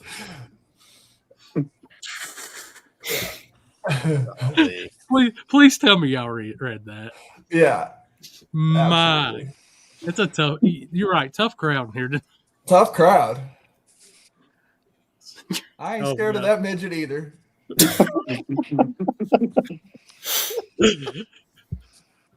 Michael Poland just said anybody under 5'5" can get the business. Essentially. Hey. Essentially. Damn. Oh shit. So I think I've only ran the quarter maybe once or twice ever. We've only ran it at 2K and somewhere else, but that was just like I said, running as hard as you can to the 8th and then letting out. That was in my stock 91 Fox body and then a stock neon SRT4. You took mine at Mopars at the Rock. You drove it too. Oh, did I take it to the quarter though? Yeah, we took it through the quarter. Oh my gosh, I That's do 50 remember trim that days. slightly. And then, Yeah. hey, you took it through the It won quarter. a 10 something, didn't it? Am Yeah, I and the only person to go a 10 in that car? I've been a 10 in it. Okay, all right. I was just wondering. Different transmission though. Okay, all right. I was the only stick shift 10 second in that car then. Yeah. Okay. I remember this now. Okay. I took the Coyote through the quarter too. Did you not take yours yet? Nope. Never been. No. I haven't been. I probably literally haven't been down the quarter since that Mopars with the Rock. Excuse us, people. By the way, Houston's got like 27 race cars, so we got to go No. back. Negative. I mostly do drag and drive, so I'm used to the quarter mile stuff. The thing about the only time we've done 8th mile is down at Immokalee for a couple of shootouts and then testing occasionally. So what do you run with the car? What do you run with that car in the quarter stuff? So as far as quarter mile, we have actually less than 20 passes on that car since we put it together. Gotcha. We made about 10 with a stock bottom N53, which is when we were racing 8th mile down at Immokalee, and then swapped combinations out to the 370. First event with that was Streetcar Takeover, and we had some issues with the wastegates. Ended up going 855 at 162 last round of qualifying, and then broke out on our own qualifying time because we were #1 qualifier. And then since then, we haven't really managed to do a whole lot of racing the rest of the year. We've been busy with the business, so we've made a whole bunch of changes to the car, and we're hoping we're probably going to swing for about a 760 off the trailer. Gotcha. So we'll see where it lands and see what changes we got to make. Hey, so I got another thing since a lot of y'all do that stuff. Have you, though? I know one person in this room has done it. Did a drag and drive in the most janky Datsun ever conceived by man with a turbo hanging out the hood and brakes probably every single time it shifts from 1 to 2. Small block Ford though. Let's go. It wasn't as bad as it looked. I will assure you of that. Did you break a rear end every time we let go of the clutch? Absolutely. That did happen. When I looked at that car on Street Meet and then knew you had to ride in it, I was like, so I know 5 days of that guy's life he wishes he never had to live. It was brutal. On the hot days with that transmission tunnel situation there, it got really hot, and on the cold nights, it was cold. But which is worse though, the Rotson or the Fairmont to Bradenton? Oh my! The Fairmont. The Fairmont, without a doubt. The Rotson would cruise at a cool 2,000 RPMs. The Fairmont, it ain't got no overdrive. So you're just at like 3,400 RPM fucking, wow! no heater, no AC. Like, it was brutal, dog. The first night wasn't bad because me and Jimmy Doe are just going, yeah, we're fucking idiots. This was stupid. Kind of like laughing it off. Then the next day the weather's nice and we just have this like 8-hour drive through Florida, and it was miserable. I was miserable the whole time. Dude, I'm telling Traffic sucks down there too. I just shook my head. I was like, yeah. And then we went through the worst road. You know, you go through Louisiana and Mississippi, which has the worst roads on the planet, and you're in a Fairmont with all tubular parts in the front end and individual coilovers on all four corners. So it's just like, just shit bouncing everywhere. Take note of this conversation, Houston Peyton. Take note. Oh, I know. It's not comfortable. Hey. It's not a comfortable situation. Put factory shocks and shit on the front at least. It is brutal with the coilovers all the way around. Our Nova we used to run, we drove that thing everywhere. We had thousands of miles on that car, but we had a stock style front end. It was trick springs, tubular arms, and 90-10 Lakewoods. God forbid you try and pass someone in that car. It was the sketchiest thing you'd ever do. One of our Just videos sway on back and forth. YouTube that gets all kinds of comments, some good, some bad, most of them bad. You'll see in someone's mirror, the car goes to pass them, it extends the front end, kicks the tire, and just goes sideways. All right, Vinny, I know you got some. You said you do drag and drive. You got a good traveling story in the tracker. Oh yeah. See, I think I've done 8 of them, all in the tracker except one. Right after we did the front mount twin turbo setup back in 2017, we were driving down the road. It was so foggy out you couldn't see in front of you at all. And out of nowhere, we lost in the entire power to the car. We were literally out with flashlights, anything we could find, because we almost had like 7 cars wrecking to the back of us. And if you've ever watched a lot of the drag and drives, there's the one guy that has the older C10 that's orange and white with the diesel in it. Yeah. He actually had to damn near tow us all the way to the next exit just to get off the highway. Holy shit! Yeah, it was rough, but yeah. Sorry. Good. Well, just one thing I was going to say. I think Alex is the only one down here that's not participated in a drag and drive. So, Chris, I know you've been on. Houston, Poland, Andrew, Vinny. Tell me I'm wrong when I say this, because I don't think you can. That community in the drag and drive world is one of the best there is. Oh, 120%. Yeah. I will say I was used to be the first one that'd be like, that shit's stupid. Why would you put yourself through that? Why would you like it? That's dumb. That's a weak, like, no, absolutely not. But then after I experience it, there's not a better, like, that's the only reason we're going back is because of the community. Like, Right. hands down. It's not about the racing. It's not about the time or all that shit's irrelevant at the end of the day. It's about the people that you meet along the way. For sure. Sick Week 100%. passes right by us. So we always tend to keep a couple short blocks in stock just in case anyone needs them. A couple of years ago, we actually ended up loaning a motor out to Matt Lampier with the Turtle Miata to finish the week out. So we always keep 2 or 3 short blocks. Just shameless plug. If anyone ends up needing to borrow one, we got them. Well, hey, I will let you know if I can get Houston talked into the drag and drive world with the small block Ford. Please keep us some extra small block Ford parts. I got a shelf of them. I'm good. They've got dust all over them. Like, hey, you can take them. They're paperweights. Hey, this man will take free parts. You ain't say less. Say less. Small block Ford stuff for sure. Small block Fords are like boat anchor. Oh, man. Great. There's some of this in a box. Trash. Oh. I remember the first year I ever did drag and drive. That's when I met Adam Hudson with the front gap train. Yeah. They used to keep like 2 or 3 engines between all their trailers. I was just dumbfounded to watch them change engines almost every single day.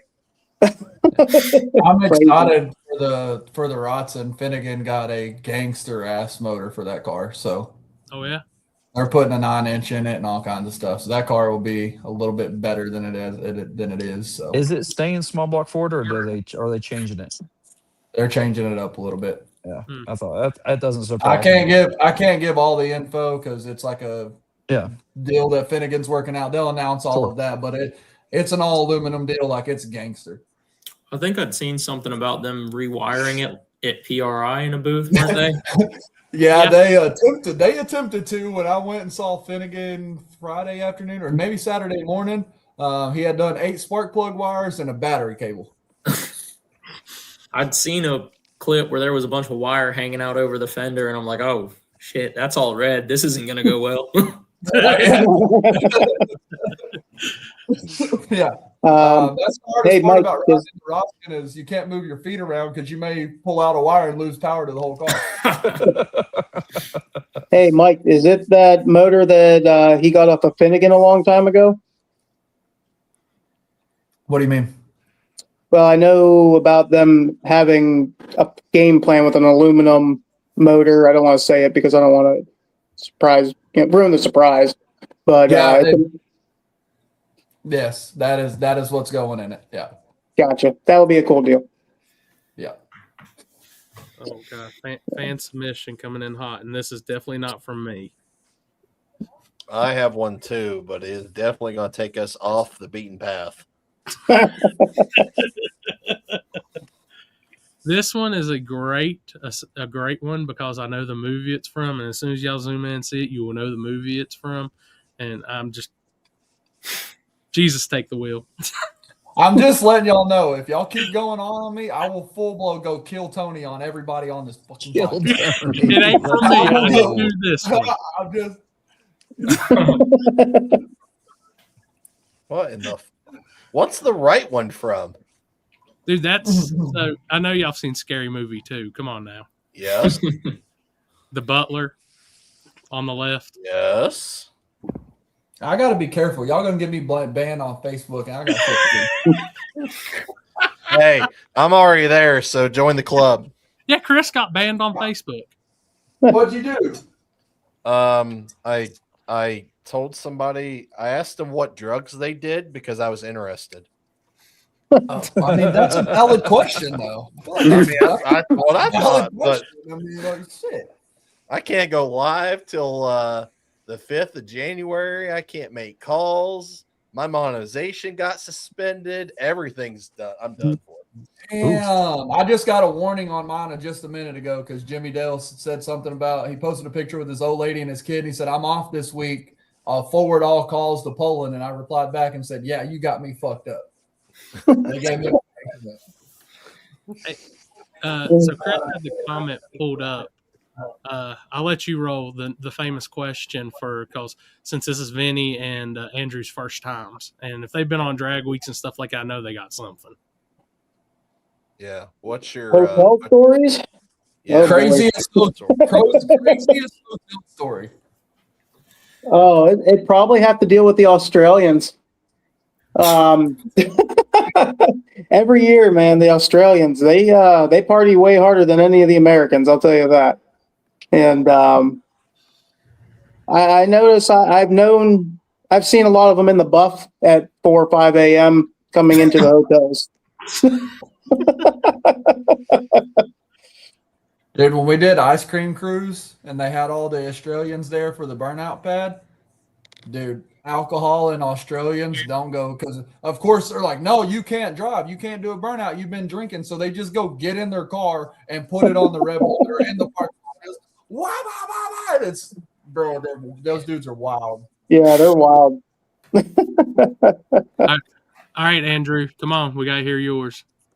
Don't have anything too crazy. Honestly, a lot of it was there were a couple times where we just pretty much acted like the hotels were a roaming car show. We just walk around, look at all the cars, see all the cool shit, meet a lot of cool people.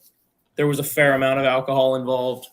It's one of the best parts about Drag and Drive. Yeah, we were going to this one hotel in Gainesville about 3 years ago after we left a bar, and a friend of mine was driving and saw a car I wanted to go look at just because I was curious about the way it was sitting, the trailer setup and all that. So we were sitting at a stoplight, stepped out of the car, walked right across the intersection, walked right up to the car and was looking at it in the parking lot. I lost my child safety lock privileges after that one. No, God. Dang, no bad hotel stories. So none of you guys like walked into a hotel and it's dark and you didn't just step on like a loaded condom that was just laying in the No, floor? God. No, can't say I've done that. Mike is not coming on the show now tonight. That must be a Canadian thing, dude. I don't think any story is ever going to trump that story. We got cussed out, and I believe it was Alabama. Don't get me lying where we were, but it was me, Finnegan, Joe, Jimmy Dale, Rich Guido, somebody else. But we were trying to figure out the two-step on the Rotson to make it shoot giant flames out of it. Oh, dog. I'm talking about like 11:30 at night, and the Rotson just repeatedly getting put on a two-step. And then when the flames came out, yeah, they were pissed. We got the cops called. We actually got the cops called. They showed up, told us to chill out. We made it shoot flames, made a whole bunch of ruckus at the hotel. Then me and Jimmy Dale drove across the street to our hotel and then watched the cops invade that hotel again and get on to everybody. A lot of people haven't realized the Drag and Drive every night is an after party. Oh, They're all at the same hotel. Everybody's at the same hotels. So I mean, last year during Sick Week, they had a checkpoint at a brewery up near Lake City, and they had live music. They had, bar carts. It was a party. And then everyone walk across the street, hop in their car, and keep on driving. Dude, it's a whole different. I forgot that one too. mayo or butter on grilled cheese? Oh, butter. Try it with mayonnaise. It'll change your life. Mayonnaise or Miracle Whip? I'm a Miracle Whip guy. Tomato. Yeah, I can't say I care for either one. I mean, I'm a fat kid. I'm gonna take mayo and butter if we got two on the grilled cheese somehow. So to answer everyone's question about my tree, since my car is only 6 foot long, my tree takes up the entire car. So I had to get real unique about it. How are y'all mounting your trees to the car? 120 wall. I had to make mine out of 120 wall pipe. I don't know if you know this, but our paint job ain't worth a shit, so it's getting some ratchet straps. And That's exactly if it'll hold how a mine wheelchair at 80 miles an hour, it'll damn sure hold a Christmas tree. All I got is a wing and a soft top. So I had to get real unique. We ended up ordering some Chinese Amazon roof rack for the car. And I mean, hey, it's a weird look. So car's got a roof rack for now. Yeah, right, mine's ratchet strap and 1979 paint. It's not looking any worse than it is. So Right. A few scratches aren't going to hurt anything. nah, not at all. I'm So real curious if some of the paint comes off when I pull the tape off from the lights. It could be a real unique look. Yeah. So Houston did drop how he's powering his tree. Now, how are y'all powering y'all's trees? So I've got a 300-watt inverter that I made an adapter for and tagged it into the relay board on our car, so it comes on with ignition power. that's sick. Essentially the same thing we did. We did the inverter to the battery post straight there, and then when the car gets power, the inverter gets power. That's Same. awesome. And also, it's probably going to stay in the car because 99% of the time we go up for a pass and our draggy's dead. If you got the inverter in there, then the draggy will just stay plugged in all the time. Yep. Yeah, I put it right to the back of our roll cage and went, man, this is kind of convenient. There's like 3 outlet plugs for 110 and a couple USB and a Type-C. Houston Peyton is about to go to Harbor Freight tomorrow. I can see it in his eyes. I'm good. Mine works. I already have a thing wired in for my draggy. If you wanted to know, the biggest inverter that Harbor Freight sells will not power a heated blanket. Don't ask me how I know. I just bought the cheapest one they had. Pulls too many amps, I'm sure. Yeah, it powers a Christmas tree and chargers, computer, whatever else you need. But if you try to plug a heated blanket into that thing, it's like, nah, playa, I'm good. And then if you try to wire 2 inverters together, it'll shut one or the other off as a power trip. Don't ask me how I know that either. I am.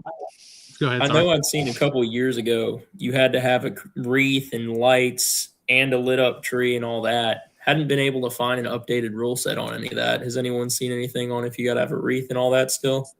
I was just told 6-foot Christmas tree and it must be lit. It's the only It has thing to I was be told. lit when you enter the burnout box. After, I believe after first round, it doesn't matter.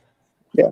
And what I was always told was as long as the tree is lit during the burnout, you're fine.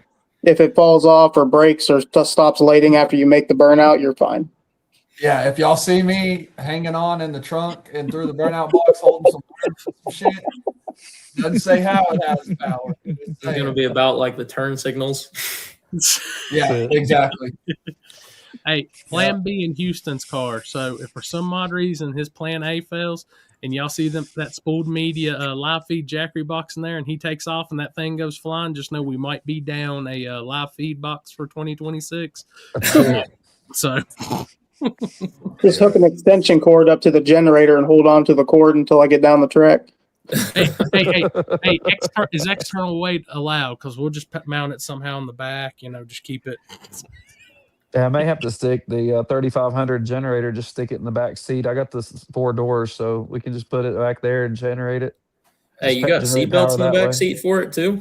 No. Houston, you just need to be focused on how Trey can make your car work and go faster than a 140 60 foot without that wing on your car. Because the new rule, I think, is going to disappoint you, buddy. Dude, Hey, I'm gonna tell you just like I told everybody. I'm done with True Street. You got 2 options now, people in life. You better learn to make your car go a 530, or you better step it up in small tire. Tell them. Oh, all the bitching and crying absolutely killed True Street. That's literally, we are on the same page. I don't care about running True Street or any of that. We'll run Little Gangsters, or we'll just party and hang out.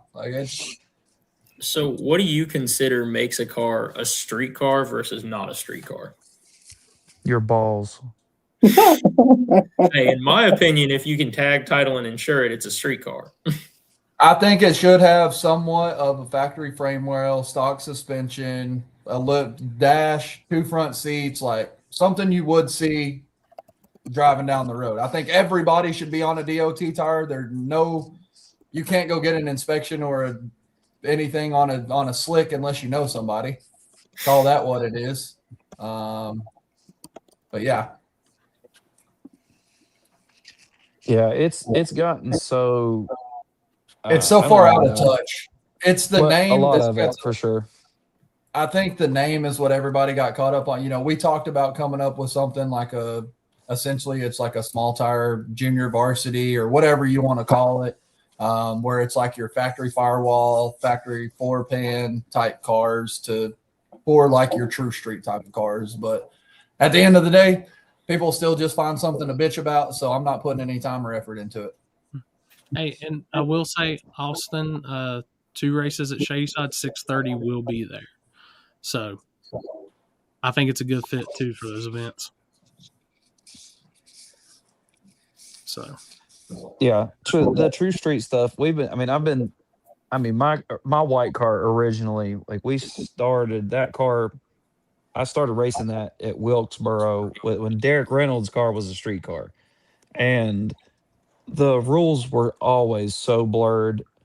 And with all that stuff, it's always been that way ever since forever. It's just always been that who's willing to push the promoters as far or the tech as far as possible, and who's willing to just tick everybody off as much as possible is usually who ends up being in the winner's circle on those type deals. And after a while, it definitely gets old on that side of things. So, but it's everybody still talks about the turn signal situation. What people don't understand is me and Jimmy Dale had been on the road for 4 months prior to that. And that's the last thing you worry about when you're going into a race is that if your fucking blinkers work, your turn signals work or something like that. Yeah. We just drove 16 hours to get to that race. What am I supposed to do? Just be like, nah, we're not going to race. No, I'm going to find a gray area. It doesn't say how it doesn't say it has to work off of a steering column. It just says they have to work. So Oh yeah, we made yeah. them work, and then everybody's like, "Oh, y'all cheated, y'all did this." No. In reality, we got fucked up second round, like got gapped second round. So the turn signals didn't matter, didn't change the outcome of anything. See, recently we got told this event going on next year, we have to run small tire, not a street car class, because our car is, and I quote, a street legal pro mod. Power windows, signals, hazards, brake lights, headlights, tail lights, the whole nine. And they said Snot Rocket is more of a street car. Wow. Yeah, I'm not allowed to speak about it either. at that point, you just know that the promoter doesn't want you to race there. I think. Yeah. Or you either abide by what the promoter says or you dip out. And that, like, I'm totally cool with, like, if somebody sets a rule set or they pretty much say that they don't want you there, like, I mean, that's be pretty simple right there for me personally. I mean, Oh yeah, Yeah, I mean, at that I'm not point, we'll allowed go- in any street class either. I drive my car to the track. So At the end of the day, it's like the promoters are going to dictate. You know, a lot of you see the buddy system play into it a lot. Some favorable, some not. It is what it is. Like I'm on the same thing as like Houston. If you put me in a situation where you make me feel like I don't want to be, then I just won't come. Like we won't support that. We won't be there. Like it is what it is. yeah, I mean, you got to think there's 6 people right here in this group right here, and I guarantee you all 6 of us have a different opinion of what a street car is. I have a different opinion of what a street car is depending on what car I want to drive that day. Do you know what I'm saying? Like for real, like there's times where I'm like, yeah, a street car, because then you have multiple tiers of street car. There's a difference in a daily driven street car, and there's a difference in a car that I could drive daily to work, and I could drive it. But am I gonna go jump in it and drive to Florida? There's differences in those deals. 1,000%. I tell people this all the time. Like we'll say 50 Shades is a street car just for this instance. We'll get in a true street class. But I'm not going to get in that fucking car and drive it through 120-degree heat in the middle of Texas in the summer. Like it's not. I'll get in my Cadillac, and that's a street car. It's got AC, heat, all the luxuries you need. You know what I mean? Like there's a difference between can you drive it on the street and is it comfortable to drive on the street? Yeah, for sure, for sure. For sure, Right. and some people can grit through it and drive them. Where I mean, you see that in the drag and drive stuff. I mean, people are willing to drive them 1,000 miles and have that experience, and it's not the most comfortable. I mean, I'm sure, but they're willing to do it to prove that they can more than. I mean, anything. let's be honest. What's Steve Morris's wagon? Like they'll say that's a street car all day long. That's a full blown tube chassis. Full blown tube chassis race car, no doubt about it. Do they drive it thousands of miles? Absolutely. But same with the AMX. When we get down to when you get down to it, it's a full blown chassis race car. Yeah, their driver's seat's in the back seat. Right, exactly. Like Yeah, that's the whole deal, and I think that's why you see that class die or dying. I guess you should say it's dead. Call it what it is. It's because of all the bitching and complaining and moaning, and this guy doesn't fit, and this guy doesn't fit. Like. I mean, Floyd, I'll call you out. He protested all of us over the blinkers and whatnot and didn't even have all the body panels on his car. Like, I could have went back and been an asshole about that and been like, hey, he doesn't have all his battery panels. Kick him out. But, that's why I fight fire with fire. It is what it is. We got to race. We got fucked up. Part of it. Hey, I am going to say this, Paul, and I know it's a little off subject from what we're talking about, but I'm going to tell Seth to fire up the bulldozer. We've got over 130 comments, and it's pretty much every car is different on the pictures for Carolina Gold. Yeah, so you may need to start clearing some land out there, bud. Houston, awesome. Do not get there on Friday night. Golly, and dude, had me mad that you're parked up there by the front gate. Had me parked at like a 15-degree angle, but hey, they put me somewhere, and then I waited for a bracket racer to dip out and just stole his spot, so I was good. I'm gonna give a shout out right now to John Sears. You do not know what you've got yourself into with the social media abilities of us in this class. It is about to be huge. Sorry, John. I do have a quick question. How crazy is tech at Bradenton? Not crazy. All right, yeah. Cool. Take it how you will and with a grain of salt. We've been down there for testing tunes and seen people go through with shorts and flip flops. So, and that's That's I okay. will. I mean, I'm it's- not concerned. My cars went through John Sears Tech and stuff, so I'm not really too concerned of it. But just making It's sure. going to be their normal Bradenton tech. It's not like U.S. Street and Snowbirds and all of that. We have a professional level tech, so it's a little bit more rough on you than it is. But from what I understand, it's just their normal tech for cool. Christmas tree day. I mean, I have all the safety stuff, and I'm all good there. Just asking, just making sure. Yeah, we I'd didn't like have to any see what my issues. car weighs. We didn't have any issues last year with the Nova and stuff like that. I mean, it's a pretty out of date car. The cage is out of date for sure, but we didn't have any issues at all. Good deal. Yeah, mine's safe, and but it's never been certed or anything like that. So yeah, you'll be all right. Word. Hold up, I got one suggestion. I'm gonna throw up here, and it's gonna get posted 27 times because of me and Chris. Because I'm gonna need some sunshine in my life by that time, Poland. So, God, what date? What date is that? It's the end of February, the 27th and the 28th. Week after lights out. I'll put y'all down as on my list. I've got a list kind of going, and how we're doing that is all 64 that showed up for Snowbirds. They all accumulated points, so you got 10 points for showing up. So of course, all 64 of those guys get an invite back. They have 7 days to pay the buy-in. If they don't pay the buy-in, then we start looking for alternates in that spot. So, hey, you don't have to worry about the points for us. Houston's looking for a Hemi, so that's the first step. Sounds like you're spending his money before he's got it in his hand. Yeah. Look, I was part secretary for KOTV Motorsports / PR. Yeah, there we go. At PRI, Shady Side Dragway, same role. So we're trying to get this going, people. Hey, Houston, who spends money faster, Corey or your old lady? Oh boy, that would be a very close race right there. Yeah, I sent you 2 race cars in the last 2 days. Hey, Poland, all I'm saying is his old lady didn't just say that he needs a screw-blown Hemi. That's right. That's right. Valid point. Yeah. Old lady says, "Hey, we need to buy a house, $100,000. Hey, you need a screw-blown Hemi, $100,000." Hold up. Yeah, I'm that's just right. saying. That's right. You are Jimmy's lawyer. I am Houston's lawyer on this one. Got you. Well, see, the problem is that my client likes to spend money faster than we can make it. I'm over here trying to refrain my client from spending money. You're encouraging your look. I'm David Ray, and over here for sell ads on race cars in front of Houston. Yeah. Like, come on. Yeah, he sends me that. Is it LDR? The 2-door box top? No, the box top Fairmont. That was like $65K rolling. And I'm like, dude, all right, homie, where do you think I got that money stashed at? The old used to call it the taxi cab back in the early grudge days. Yeah. Out of South Carolina. Yeah, I know what car you're talking about. Yeah. It's a double frame rail. He calls me on a daily basis, and he's got these wild ideas. I'm going to sell the Fairmont. I'm going to sell a Corvette. I'm going to sell my trailer. I'm going to sell this, and we're going to buy this. And it's like, no, we're not. No, he's going to get him that gasser. All right, y'all. And I'm going to even get – so everybody in this group chat knows Jimmy Dale, correct? Yeah. Y'all have seen a video of Jimmy Dale and how he acts.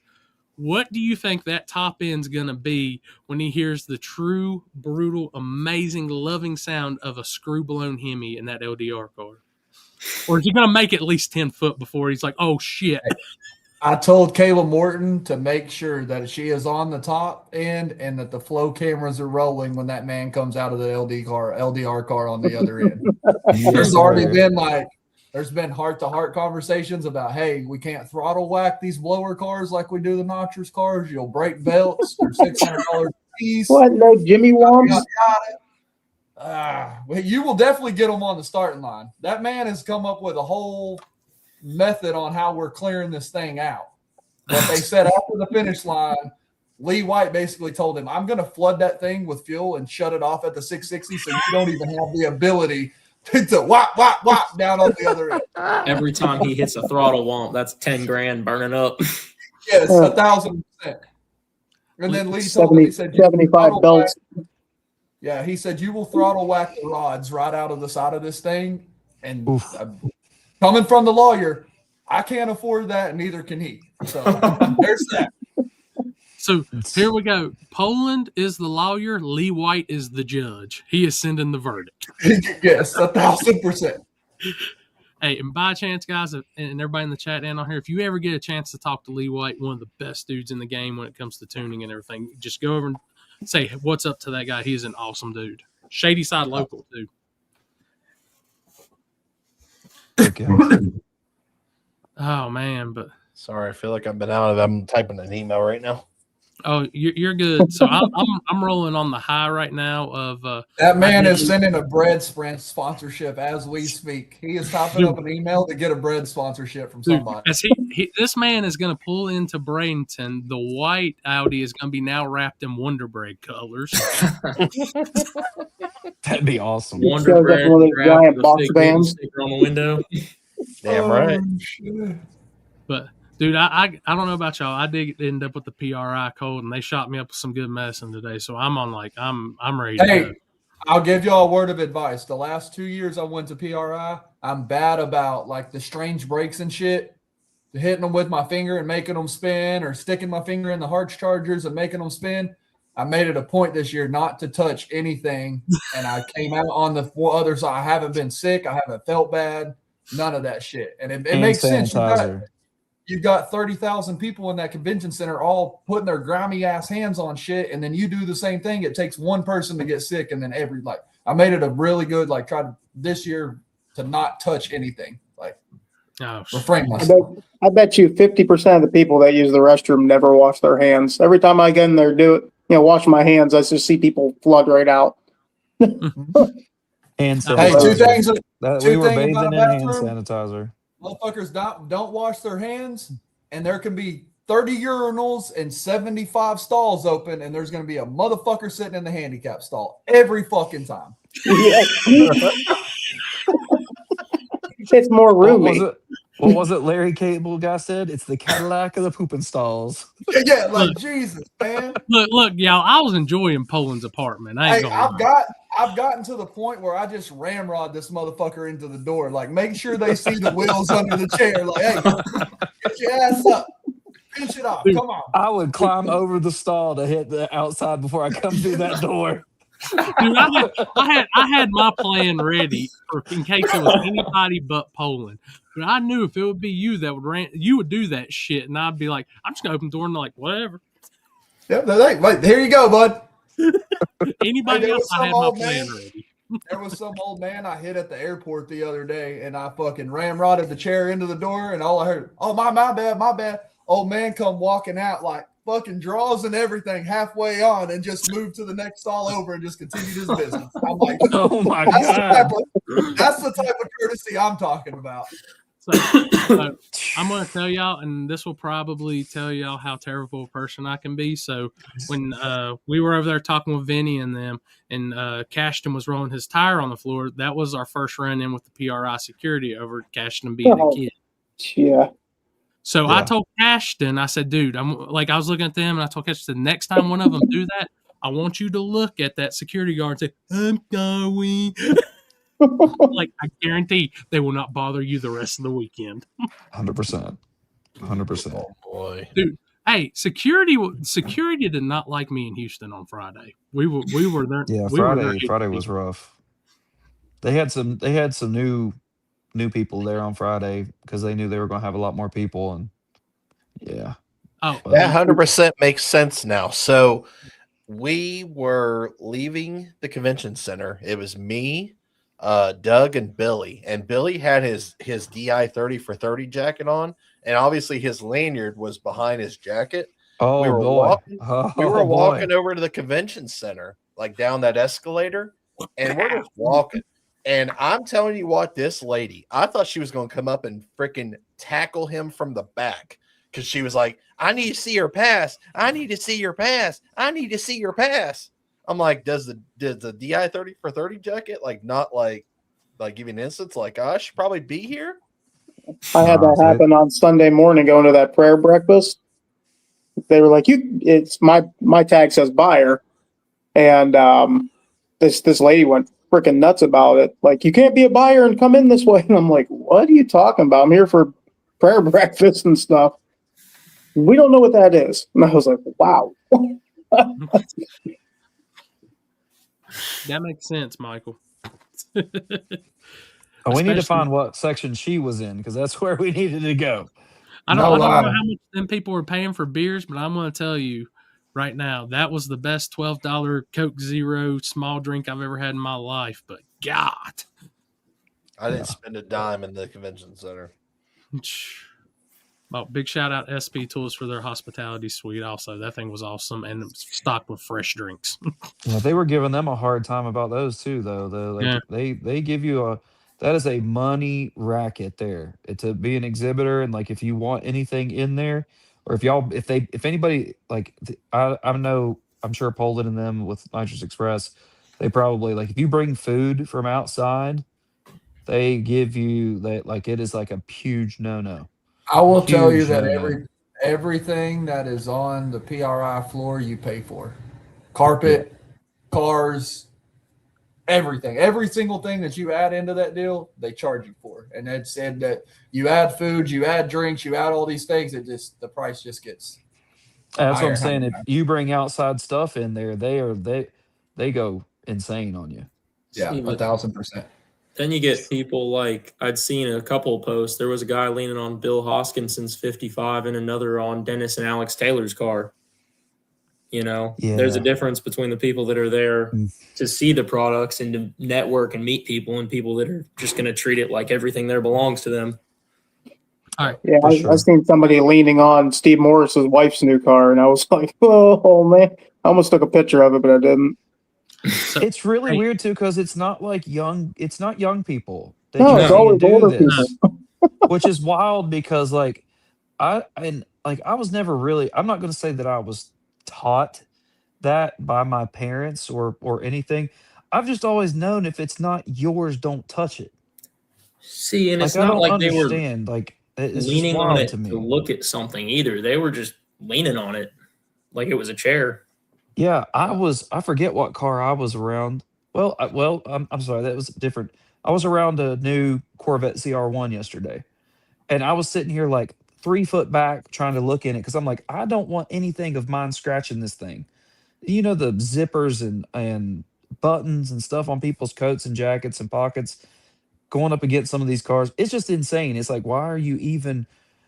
I couldn't imagine like getting close enough to touch one, much less leaning on one. And the pictures that I saw, the one guy leaning on the Taylor's car, I was like, dude, he's about to cave in the quarter panel. Yeah, he's just sitting on it. Y'all crazy. There was a dude, I came around the corner to check on Glockner's car at the Wolf booth. I think it was Friday before Jason and them got there, and there was some dude just leaning on Glockner's car. And I'm like, yo, dog, you scratch that car, I'm going to scratch your fucking face with this baby.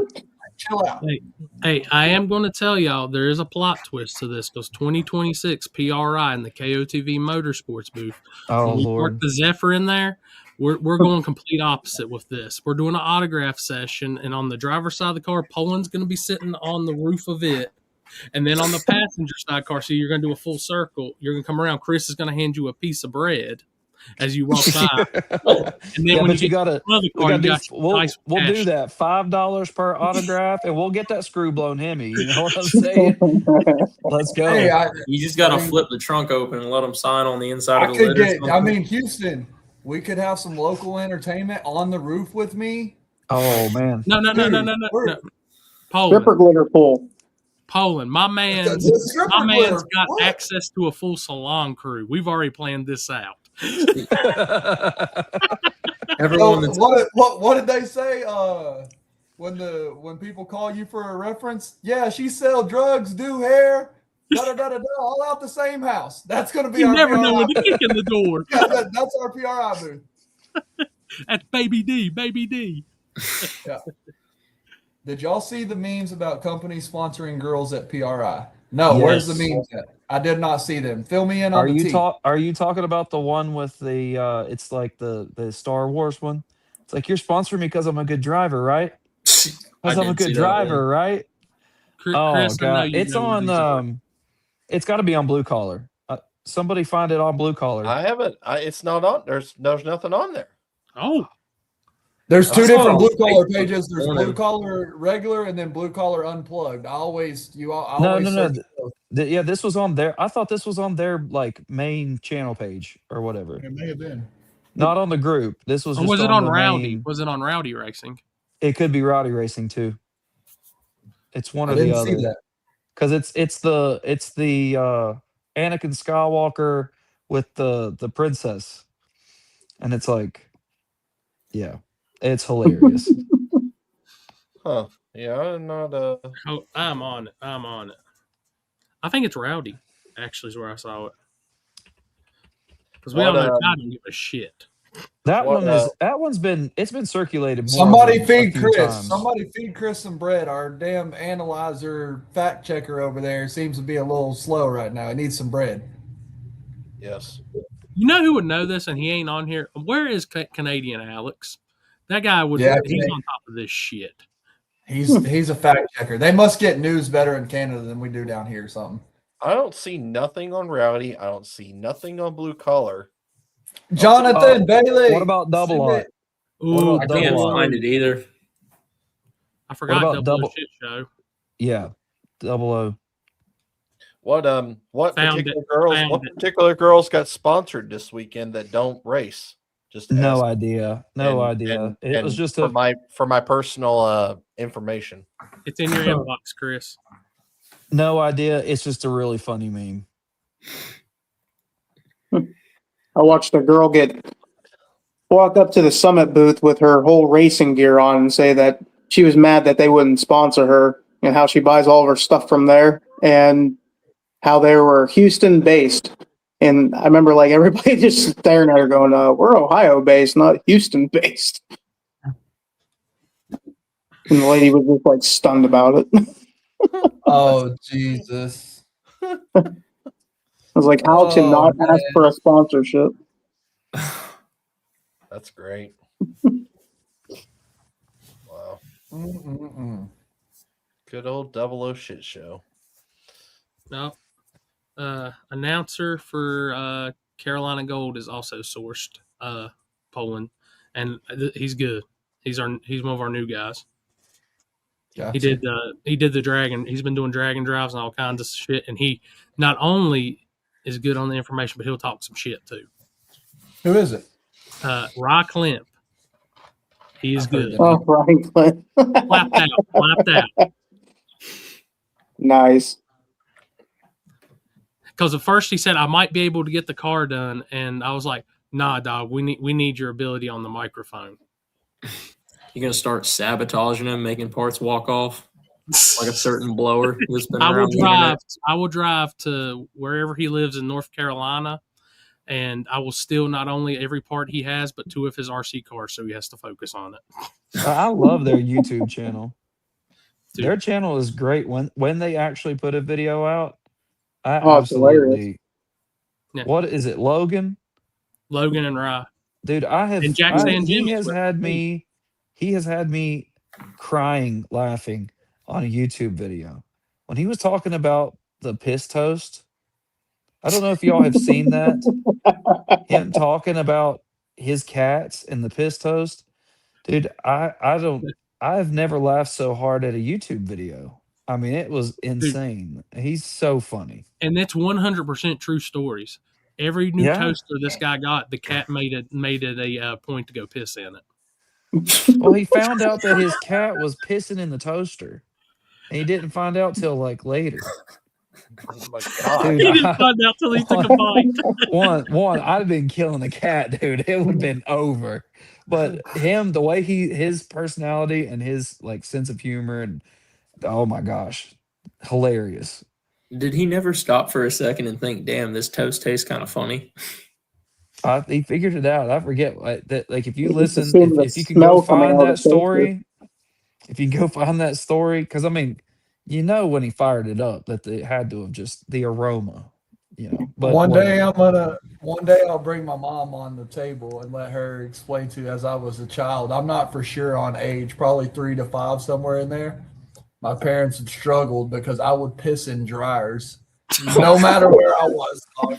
I would walk right by a bathroom, open the dryer door, and piss right off in the dryer, full of clothes. Like, yeah, my parents, they battled with that for like 2 years. But I was full on wheels when I was a kid, dog. I used to you get chairs and unlock the front door, or show up at the damn convenience store. They'd be calling my mom like, "Hey, he's at the store again." Like, that was wild, dog. Oh my parents didn't know what was going on. They kept smelling piss, and then my mom and them figured out I was walking right by the bathroom, freshly in the dryer, just pissing in the dryer on their clothes.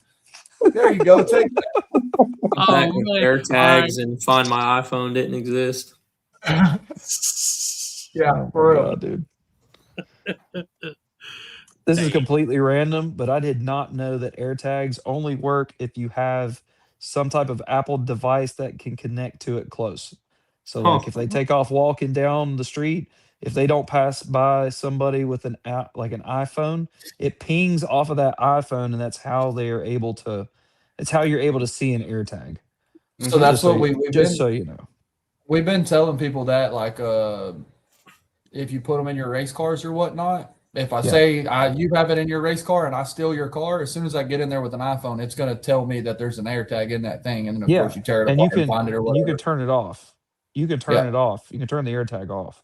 So it's not a real good thing for security reasons. It's more for they make these ones. They make ones they're on Amazon. I think they're like $69 or something, and you actually physically hardwire them into the car. And it's connected through an app on your phone and all of that. You have to have the login and all of that shit. That's neat. This made me think about that. It was, I think, one of the sick events. Correct me if I'm wrong. Maybe it was just drag week about a year ago. Someone's Camaro got stolen from a hotel overnight, and it turned up like 6 months later, just half a shell.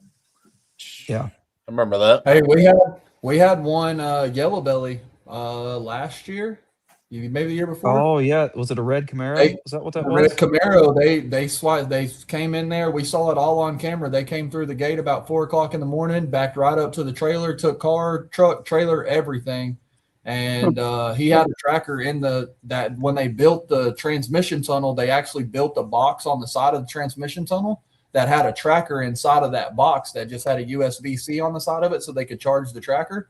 And they tracked that car. Found it the next morning, and like, no exaggeration, this dude's name is Cheese from California, and like, y'all picked the wrong fucking car to steal. Like, them dudes showed up like 30 deep at this house, knocking on doors and shit, and they went around the back of the house, and the car, truck, and trailer was sitting under a tarp back there, but there was like 2 or 3 aluminum trailers, goosenecks, other car. It's pretty much just a stolen scrapyard back there. Oh my gosh.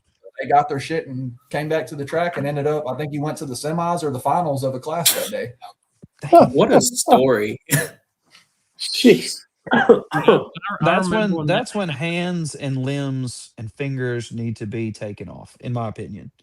Well, and the dudes that they were fucking with, like, Corey, you know who Cheese and them were. Like, this dude is, he's like an OG from California. Like, that's a group up, you don't mess with. He's got like dreads, tatted out, got gold chains on that are bigger than shit that we can't even, like, shit you see in music videos, and they don't play. Like, they went, when he found out his car was stolen, they went to work, and it was like, we got 10 grand for any leads. And there was motherfuckers calling, snitching on people. Like, we know these guys took it. And like, we had names, addresses, phone numbers, all of that. And for they were 10 like, grand and the type of crowd it sounds like it was, I bet there were. Yeah, they were. They legit told that dude. They said, "We're not going to pay you the money because we already tracked the car. We know where the car is at. So the name and all that shit is that's just icing on the cake. If we ever see the dude, he's going to get fucked up." Yeah, dude, that's I own a Geo, so nobody's going to steal my shit. I don't know, man. If you leave that Geo in the right place here in West Virginia, close to these trails, they'll figure a way to put some Dude, that's like stealing a Lamborghini for somebody in North Carolina, man. Yeah, that thing's going to be on some 37s. Might go faster. Then he'd be like, "Where's my stuff?" And then he sees the next truck's gone wild release, and that thing's going off of like a 40-foot kicker or some shit. Christmas tree will probably still be on it. I got a question. Do y'all like Ron Rhodes or Charlie Brown? Ooh. Dude. In the grudge race. See, Nitrous isn't my cup of tea, but I love Charlie Brown. That's hands down one of the coolest cars I've ever seen. Especially like last year, how they came out at Christmas tree drags. No quarter mile passes, just came out and got it done. Yeah, I'm going to agree. I love Ron Rhodes. I've watched him like half my life, but there's something about Charlie Brown and the aura that's behind that car that's just, especially with it being nitrous again, that's just killer. They don't have an option. I ain't giving this four-door. He's a four-door. I love it. My only question is, like, I know they have the similar or same motor going back into it, so I know they have all the tune-ups in it, and I'm sure everything's getting put back to the almost exact way it was. Will they be able to replicate how it was before that fast? It is the same. It is the same exact combo, just freshened from Tony. So it'll be identical to what it was. And I think with the testing on Friday, that gives them time to put it back, get it back. I got you. Yeah. That'll be an awesome race to watch for sure. For sure. I love the bantering back and forth. It's been awesome. Dude, the stuff like that is what keeps racing going for the spectators and for events and stuff like that. The best thing that the stuff that y'all are doing, and it is, when I say y'all, it's everywhere. It's a lot of y'all are creating a show and creating an atmosphere that is not only gaining the racers' attention, but spectators are just dying to be a part of it. It's like me and Corey were talking about earlier. It's like, we are inside the racing industry, but a lot of people forget that we bring a ton of entertainment value to the table. You have to. Like, and there is a fine line, don't get me wrong, but you gotta find a blend of both, because at the end of the day, nobody gives a shit about racing. I tell people this all the time. When you're doing YouTube videos and all of this, nobody cares about your passes and whatnot, because they've already seen it. They've done watched the live video. They done seen the videos on Facebook. They done seen another video, 1320 or whatever, of all the racing stuff. Now they're watching KOTV for the behind the scenes. How did you get there to make that pass? How did this happen? What happened in the pits? Like, you see a lot of the Jimmy Dale stuff. We don't really hardly show any racing. It's me and Jimmy Dale yelling and cussing at each other, throwing the wrenches across the shop. Like, it's behind the scenes stuff that you get to see. Like, this is kind of off topic, but Saturday at the event, is there testing? Friday only is testing. It's off the trailer from what I understand on Saturday. Okay. So, Poland, you're going to kill me. And I love Charlie, but I love Charlie with a breathing device on the front. So, I'm going to be the odd man out on this whole group, and I'm going to ride with the radial OG. I'm going to take Ron Rhodes. Blow hot air just like them damn Pro Chargers. I ain't listening to you. I'll tell you what, I am not a betting man. I do not bet at all. But I will put $1 and I'll sign that bitch, and you can have it for life and never spend it. You're locked. We're locked. I will lock for a signed $1. Lock for a signed $1. And if I get that thing, dude, I've got my wall of fame over here. If all the stuff, best pictures I've shot, I'm hanging that thing right up. That's it. Be a trophy. Hey, David Brinkley, the Patriot car, he tore my ass up flipping cards at PRI. And he texted me yesterday morning. He said, "Hey, call me in about an hour." And I just replied back and said, "It's going to cost you $100. And this man sends me a picture back of a $100 bill that apparently I signed in a blackened drunk abyss at Friday night at some point. Like, wow, that's what we're doing. Dude, I don't care what anybody says. I have a camera case back here that has a signed $1 from Tucci Racing and one of my old photographers, because they begged me. I said, "Dude, I will take that $1 and never spend it. It will never touch a register, nothing." I said, "That thing's for life in that camera case." Tom Bailey bet against 50 Shades at one of the Sick on the Green events, and we ended up winning the deal or whatever. And there's been a signed $20 bill from Tom Bailey in the dash of 50 Shades of Brown for 8 months now or more. Like, it's like part of the staple of the car at this point. Dude, I don't care how many thousands of dollars you can win on a bet. There's nothing better than something like that or a U-Daddy. Now, you ain't get me for a U-Daddy. We're not putting that shit online. I ain't doing that. The signed $1. Man, that was a rough night. Oh no. Oh no. We were at what was that? Wagler for Gangster's Paradise. And freaking JT forgot to turn the damn nitrous on. Left on just motor, just didn't go anywhere. Houston, someone in this world, you're their favorite. Just letting you know. I appreciate it. That's awesome. Heck So- yeah. So we get, is there a chain involved on this Christmas tree race? No, there's a custom bottle and all of that. I ain't gonna lie to y'all, I ain't have time to order the chain and all of Oh that. no, I was curious. I wonder when we're Thank going you to start for reminding me, though, 'cause I when you're have going to to start do getting rings. Some rings have a gangster vibe too.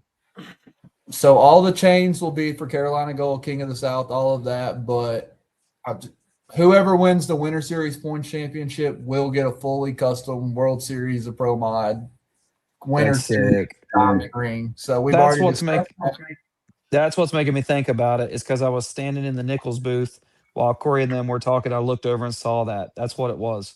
I saw that, like, Super Bowl looking ring. That's awesome. It's massive. So we're doing one for True 10-5 as well. First person in the threes on the 28 is going to get a custom World Series ring, and then the first person, or the person that wins the point series. So breaking news, in case y'all didn't know, I'm turning the fucking boards on for True 10-5. You're gonna get all the hate from me, but I still love you. I get it. It should be celebrated. They're really close, and it should be celebrated. So Oh, I've got 10K. I've got 10K up right now for whoever goes the deepest in the threes. That's kind of part of the deal. Is you have to go a 3, and whoever goes the fastest in, like US Street, will get a 10K bonus. If they don't do it there, we'll roll it over to World Series of Pro Mod.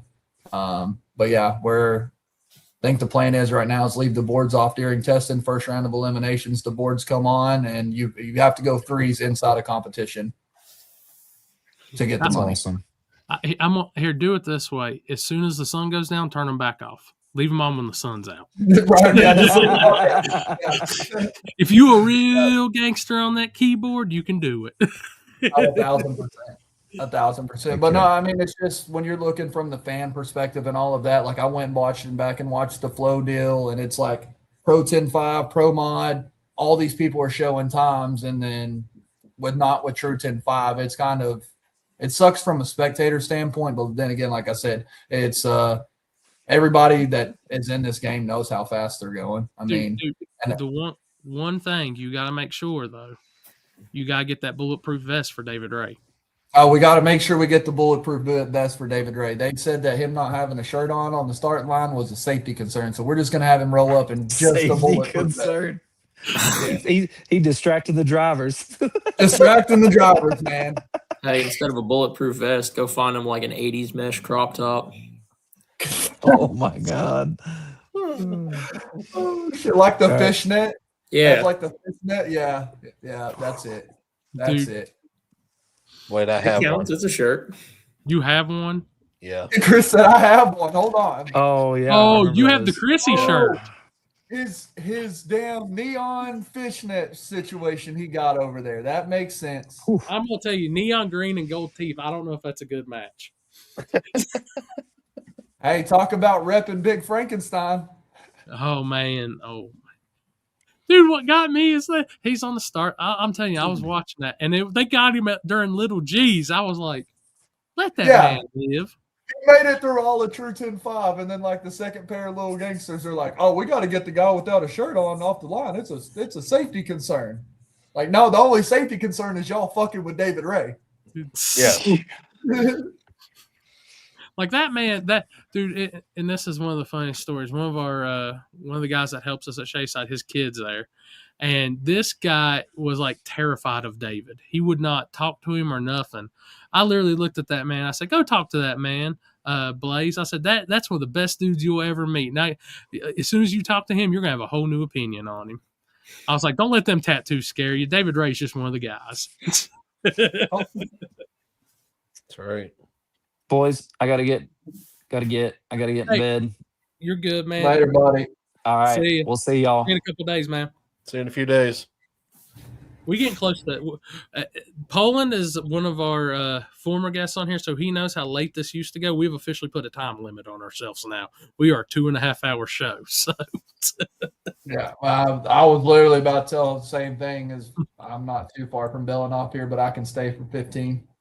Oh, we got 15 to burn. We got 15 to burn. So, I mean, I'm looking forward to it. Like I said, I've never been to Bradenton. This is my first. Dude, I've never even been to the state of Florida.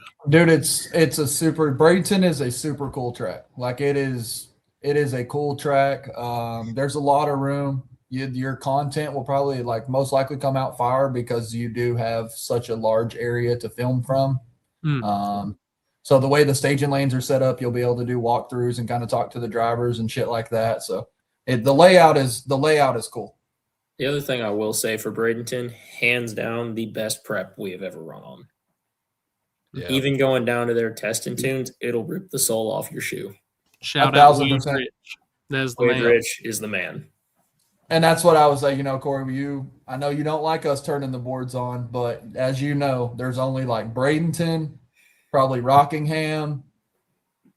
Oh, there's only 2 or 3 tracks. There's only 3 or 4 tracks in the country that they're going to go as fast as they're going right now. We know that.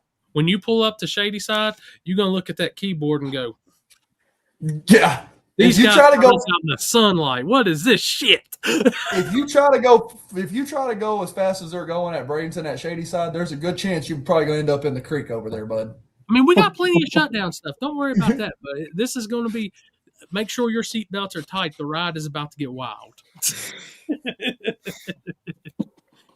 There's a whole different perspective of the OG Outlaw track versus the national facilities. No, for sure. For sure. Hey, there's a lot of racers down in Florida that I've met who they see the races up at War in the Woods down at Brown County Dragway, and they're like, no, I'm good. I would never. You'll have that. It takes a special breed to go down Brown County. And I know there's some guys that have raced there in the past that won't go, they won't go back. It's one of those deals. It's not if, it's when at Brown County because there's just so many variables. There's so many variables. I'll be first to say, walking out and feeling the rubber at Brown County, I'm like, dog, it's some good shit. It's some dude. I've said it right there where you're going to be in trouble. I've said it. I've said this, and I'll sit on it because if I say I'm going to stand on it, y'all are all going to jump on the bandwagon. I'll sit on this. If somebody built a super light nitrous car, it would fuck hard at War in the Woods. If you can go a low 110 or so, because that track will hold us. We went really fast with 50 Shades of Brown in the True Street deal and to the 60 foot. That's the only reason Tom won is go look at Mike Corley and Jimmy Dale's deal. Mike Corley was coming on Jimmy Dale. It's just Jimmy Dale went a 119 to the 60 foot and they went 130 to the 60 foot. You know what I mean? If somebody had a gangster ass car, a lightweight car with a big cubic inch deal and could actually get after it in the front half of War in the Woods, they would dominate that deal. I'm gonna tell a lot of people, and this is what we say, even when I'm at good facilities, I'm like, race smart. I'll use War in the Woods on a Thursday night. I only seen one person that could have almost had a bad casualty, and he kind of missed a couple steps after some fireball shots. I'm not gonna name names. But that man was headed to split the pot quicker than anybody I've ever seen. I don't blame him. Right, yeah. Like split lips. I'm sorry. But no, I tell everybody, I don't care if it's the greatest national facility or the hole in the wall place on earth. It don't matter. There's always one variable every racer needs to know, and that's race smart. Yep. Race the racetrack, not who's beside you. You see it. I see it all the time. As the promoter, I'm telling you that. Now, as the video guy, put that shit on the bumper. Hey, the dude with the blue Malibu, I think they're from Michigan last year at War in the Woods. They banged it through the motor 87,000 times, purged all the nitrous, did a gangster ass wheelie, backflipped the car through the finish line, and then comes down the return road on top of the car. And I'm like, the promoter of me is like, I don't ever want that motherfucker at my race. But the nitrous guy in me was like, fuck yeah, that's awesome. Oh, dude, I was 100% like on the promoter side with you right there. I was like, my man's. Yeah, dog, that was a bit extreme, but hell yeah. Like a lot of people get mad at me because of my no preps. I do say your wall is out of bounds. I do not want you killing yourself. And I'll stick to that rule for the rest of my life. Yeah, yeah. The more I get involved in it, the more I try to take safety seriously. You know, it's just like all the guys that are running the Winter Series stuff right now. A lot of those guys are getting beat up in tech and this and that. And I tell all them the same thing. John Sears and them are not going to stop you from racing. You drove 17 hours to get here to race, say, like Snowbirds. We got to see progression. Go over there and fix the battery switch. Go buy a helmet that's actually in date. Put seatbelts in the car. And then if you have one or two things that have to be addressed when you get home, address those things when you get home. But eventually, I'll have 64 little gangster cars that ran the Winter Series that can pass any tech in the country. Yeah. So I look at this. I don't care what them computers and shit say. Clocks weren't on. That thing did not go that fast. Right. Yeah. That's it. 1,000%. There's no record of it, so it didn't happen. Right. All right, I'm going to pass on because I know we've had that comment up for a minute, and I know we're getting close to the end. So, what's next for you, Vinny? After Christmas? After we get back from this, Tracker is going to get all new front suspension. Try to make it a little bit more legal for a lot of the classes because it's one reason I never get to race the Trackers because it's a Tracker. Nobody makes anything aftermarket for racing, obviously. So I had to make my own front end, and we're going to go back to the original stuff, but I'm modifying it with QA1. I set up a bunch of things with them. So it's going to have similar stock front suspension back on it again. And then Summit and I are building a 427 Gen 1 small block. We're going to try and reset the world record again and try to put it in the low 8s, maybe even the high 7s. Are you doing sick week? I can't get in. Every time I try to sign in now with the whole 100 people getting pre-entried and everything else, my fingers apparently don't move fast enough. I've been trying for 2 years. Yeah, that is the downfall of the whole sick week deal is that it's gotten so large and it's such an exclusive deal that, I mean, I think they sold out like 3 minutes after they opened it or something like that. 30 seconds. Yeah, it's like seconds. it's so yeah. I raced the first year of it. Me and my ex-wife went down the first year and she raced the Tracker in it. And we just haven't been able to get back since because of the whole I mean, I'm not mad about the 100 people thing because if I was part of the 100 people thing, I'd be super excited. But I'll get there eventually. We're going to end up probably pulling the cage out of the car and putting a 750 cage in it. And we're going to try and go for a low 8, high 7 second over at McBride Racing and set some world records. Hell yeah. From what I have heard, if you place, I forget, but like top in any of the classes at any sick event throughout the year, it does give you preferred entry. Yeah. So even like going to Michigan Miles or Sick at the Rock, if you compete well out there at one of their smaller events, it does give you preferred entry. Yeah, it was the Six Smokies deal or whatever that we did with the Rotson or whatever because we finished somewhere in the top of whatever it was on the slow class. I've been talking to Derek Putnam, and I'm going to try and go to the Bowling Green race. And normally all my cars are set up for like X235 stuff. So I'm going to try and run one of those classes down there so I can pre-qualify for next year's stuff. I'm never the fastest guy or anything, but the Tracker's just got some weird aura behind it. Everybody loves that darn thing, so trying to get it out more. All I right. will say, Buffett, Andrew, Vinny, if y'all get a chance, I do the live feed for Southeast Street Meet Devon Vanderhoof's deal.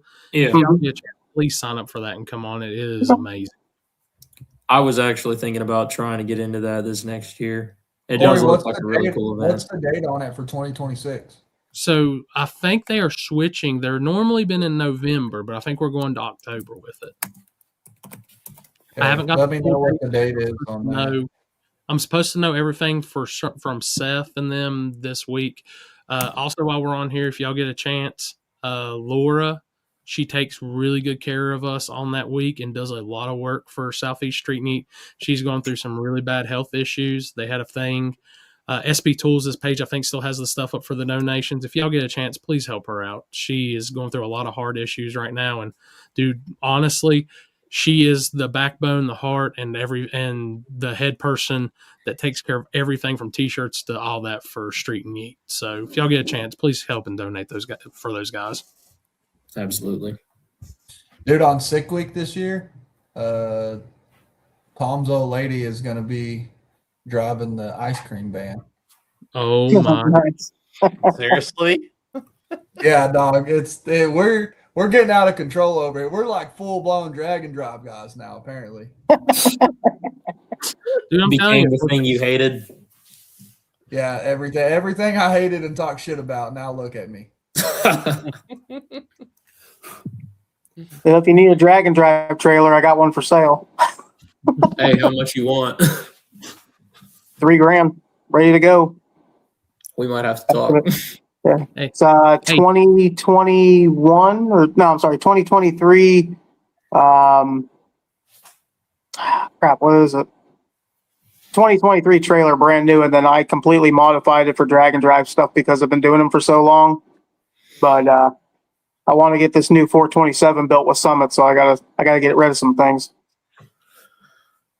Speaking of cool trailers, did you see Matt Lampier with the Turtle Miata? He's got a whole canopy that folds out off of that thing now. Mm-hmm. Yeah, That's I have a pretty canopy solid that comes idea. off mine too.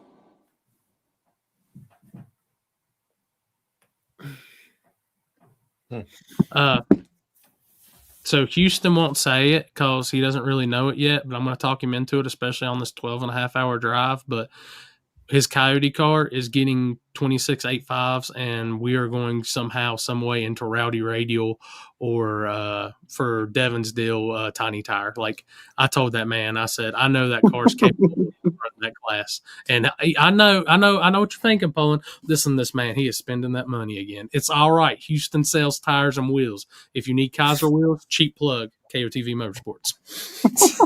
My buddy Charles Johnson with Tree, Oh, who's helping me tune, has been trying to get us to get out there on some 26-inch tires. wait a minute, Charles, long hair Charles. Yep. Oh man, Mr. Mini Farm Truck. Yes, sir. That's the There's one. my boy. We were talking so much shit back and forth. Me, him, Scott, John Legato, and all them in the Comp Turbo booth this past weekend. Those are my guys. I like them. He's helping me tune for this event. I'm big with the Termex stuff. I haven't done as much tuning on a Dominator yet, so it's a little overwhelming, and we made that switch about a week ago.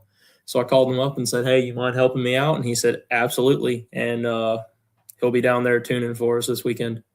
Dude, I like the hell out of that guy. He's good people, man. If you like him a lot, tell him to bring some tomahawk steaks and grill them out. Ooh. Tell him Can't confirm they're amazing. Tell him extra incentives on that. Which, dude, we were talking, and this was one of the funniest things. We're getting close to the end of the show, but we were talking shit with Scott because everybody knows Scott's got the crazy wing on the back of the car with the turbo through it. Yep, blue face. Yep. So they put a big wing on it. Yeah, the 9 Lives Racing Wing. Yeah, I told him, I said, because what was it, last year at Digger Die at 710, that thing was doing stupid wheelies. And then they threw the big wing on it. I was like, awesome job. You finally equaled it out. Oh, dude. There was so much shit talked in the Comp Turbo booth Saturday morning. Like, I'm surprised those guys at Comp Turbo didn't look at me and like, who the hell? What the shit? It was great. That was one of the funner parts. So that was one of the other booths I got to make it to, Chris. So I was at 4 booths at least. Of course you did. But all right, guys, we are getting to that point. Our 2.5 hours is 57 seconds from being up. Anybody y'all want to give a quick shout out sponsor wise, Vinny and Andrew? I mean, absolutely do appreciate Charles with Shade Tree Performance and Tuning, and we do really appreciate UPR as well for the help they've given us. Awesome. UPR also, big shout out to those guys. They helped me out a bunch too back in the day. I got McBride Racing Technologies. A tracker wouldn't be where it is today without them. Summit Racing Equipment, Be Cool, and Dunaway Inc. actually stepped up and wanted me to make sure I got down there with this opportunity. So they gave me all the gas money I needed to get down to Florida. Oh, awesome. I mean, I know if Houston was here, he'd be thinking Spooled Media, Corey Stamper, Michael Poland, Chris Lang. Oh, one other person. Thank you, Mike Poland, for picking some weird little tracker. You're welcome, buddy. Congratulations, and I can't wait to party. So, like I said, if you can't win, still the show. If that thing got to go on the bumper, I'm gonna be right there with you cheering, buddy. Oh, Hey, is there a wheelie contest? I'm give me a day or so. I bet I can make. I'm sure that Bradenton will not appreciate me putting money on top of a wheelie contest, but what could it hurt? Before we highest go, tree. I did forget to mention this, and it's going to be kind of a scavenger hunt item, but from West Virginia to Bradenton at one of the Buc-ee's, there will be a handicap stall, and I will put Jimmy Dale's phone number in it if anybody wants to call in. I got $20. You know. send me a picture. You send me a picture with confirmation. I will pay you $20. Dude, have that 20 ready. All right, bet. I had to go at PRI. I had to go over to the Rotson and finally scribble the last four of my phone number off the door of the Rotson because I still had people fucking calling me at 2:00 in the morning. Is this Poland? Is this like Jesus? Man put my whole phone number in the inside of that car. Jeez, but all right, guys, dude, we appreciate y'all coming on, man. We thank everybody for coming on. Next week we'll have a little wrap up from the Christmas tree race. So if there's all the cool shit, videos and stuff, make sure to check back next week. It is Christmas week, like I said. Next week we'll be on Monday night instead of Tuesday, same time, 8:30 to 11. Make sure y'all tune in. We'll also be going. It's Dig or Die week next week too, so we'll get some guys from Dig or Die that's planning on making the trip down, and we'll have a good night. So I just got something to say before y'all leave. Oh God! If you got a Pro Charger, it's not safe. Nitrous flames to the fucking front, and I'll see y'all after Christmas tree. Hell yeah, dude! Thank y'all for coming on, man. Thank you, Vinny. Thank you, Andrew. Thank you. Yes, sir. Thank you. Yeah, thank We'll you, see guys. y'all this weekend. Chris? Yes. Oh, Vinny's on the freeze. Oh boy. Yeah, I just found out I gotta be at Billy's at like 7:15 tomorrow morning. So Chew. I'll be getting up at like 5:30. Yeah. So I am still on PRI time. So I've been getting up at 6:30 and then going back to sleep. Oosh. That sounds terrible. So I'm hoping tomorrow my body is no longer on PRI time. I get it. But Chris, man, so you're rolling early. I'll be rolling Thursday afternoon. Everybody, if you're on our socials, we'll be posting up some updates on the road, all that good stuff. We'll keep y'all entertained. But Maybe, if you're gonna you know what I was thinking? What's thinking that? somewhere. You know, obviously Freedom Plus is not going live until Saturday. Should probably try to go live for that grudge race. I have acquired a new media device where I can go live on my phone and have all the Zoom. So there you go. I mean, I think some people be interested in watching that maybe. And I will talk to. I've got an inside connection in the Bradenton area that works with a media crew that might have something to do with that event. So I'll even one of two things: we'll get permission or we'll ask for forgiveness. Yes. So hell yeah, dude. Well, guys, it's been a good night. I've enjoyed it. I love the guests. I love talking with guests. So me and Chris actually were talking earlier about some format stuff through the off season, having get new guests on here and stuff for you guys. And so the table is here and we ain't going nowhere, guys. We're going to have some awesome fun throughout the winter. And then it's going to be a very short winter because February starts and the race season starts really big up again. So I don't think it ever ends. Not down south. Never does. It technically never ends. I've got to take a month off for personal reasons, but we'll still be doing this. So yeah, for sure. But guys, thank you for tuning in. We appreciate it. From the Spooled Media Studios to the Stripper Glitter Studios / Chris Lane / Chris Fist Pumper 5000 / the Bread Man / Bring Me the Sourdough / Chris. Chrissy. All the bread. We appreciate you guys tuning in, and we will see y'all next week. Have a good night, everybody.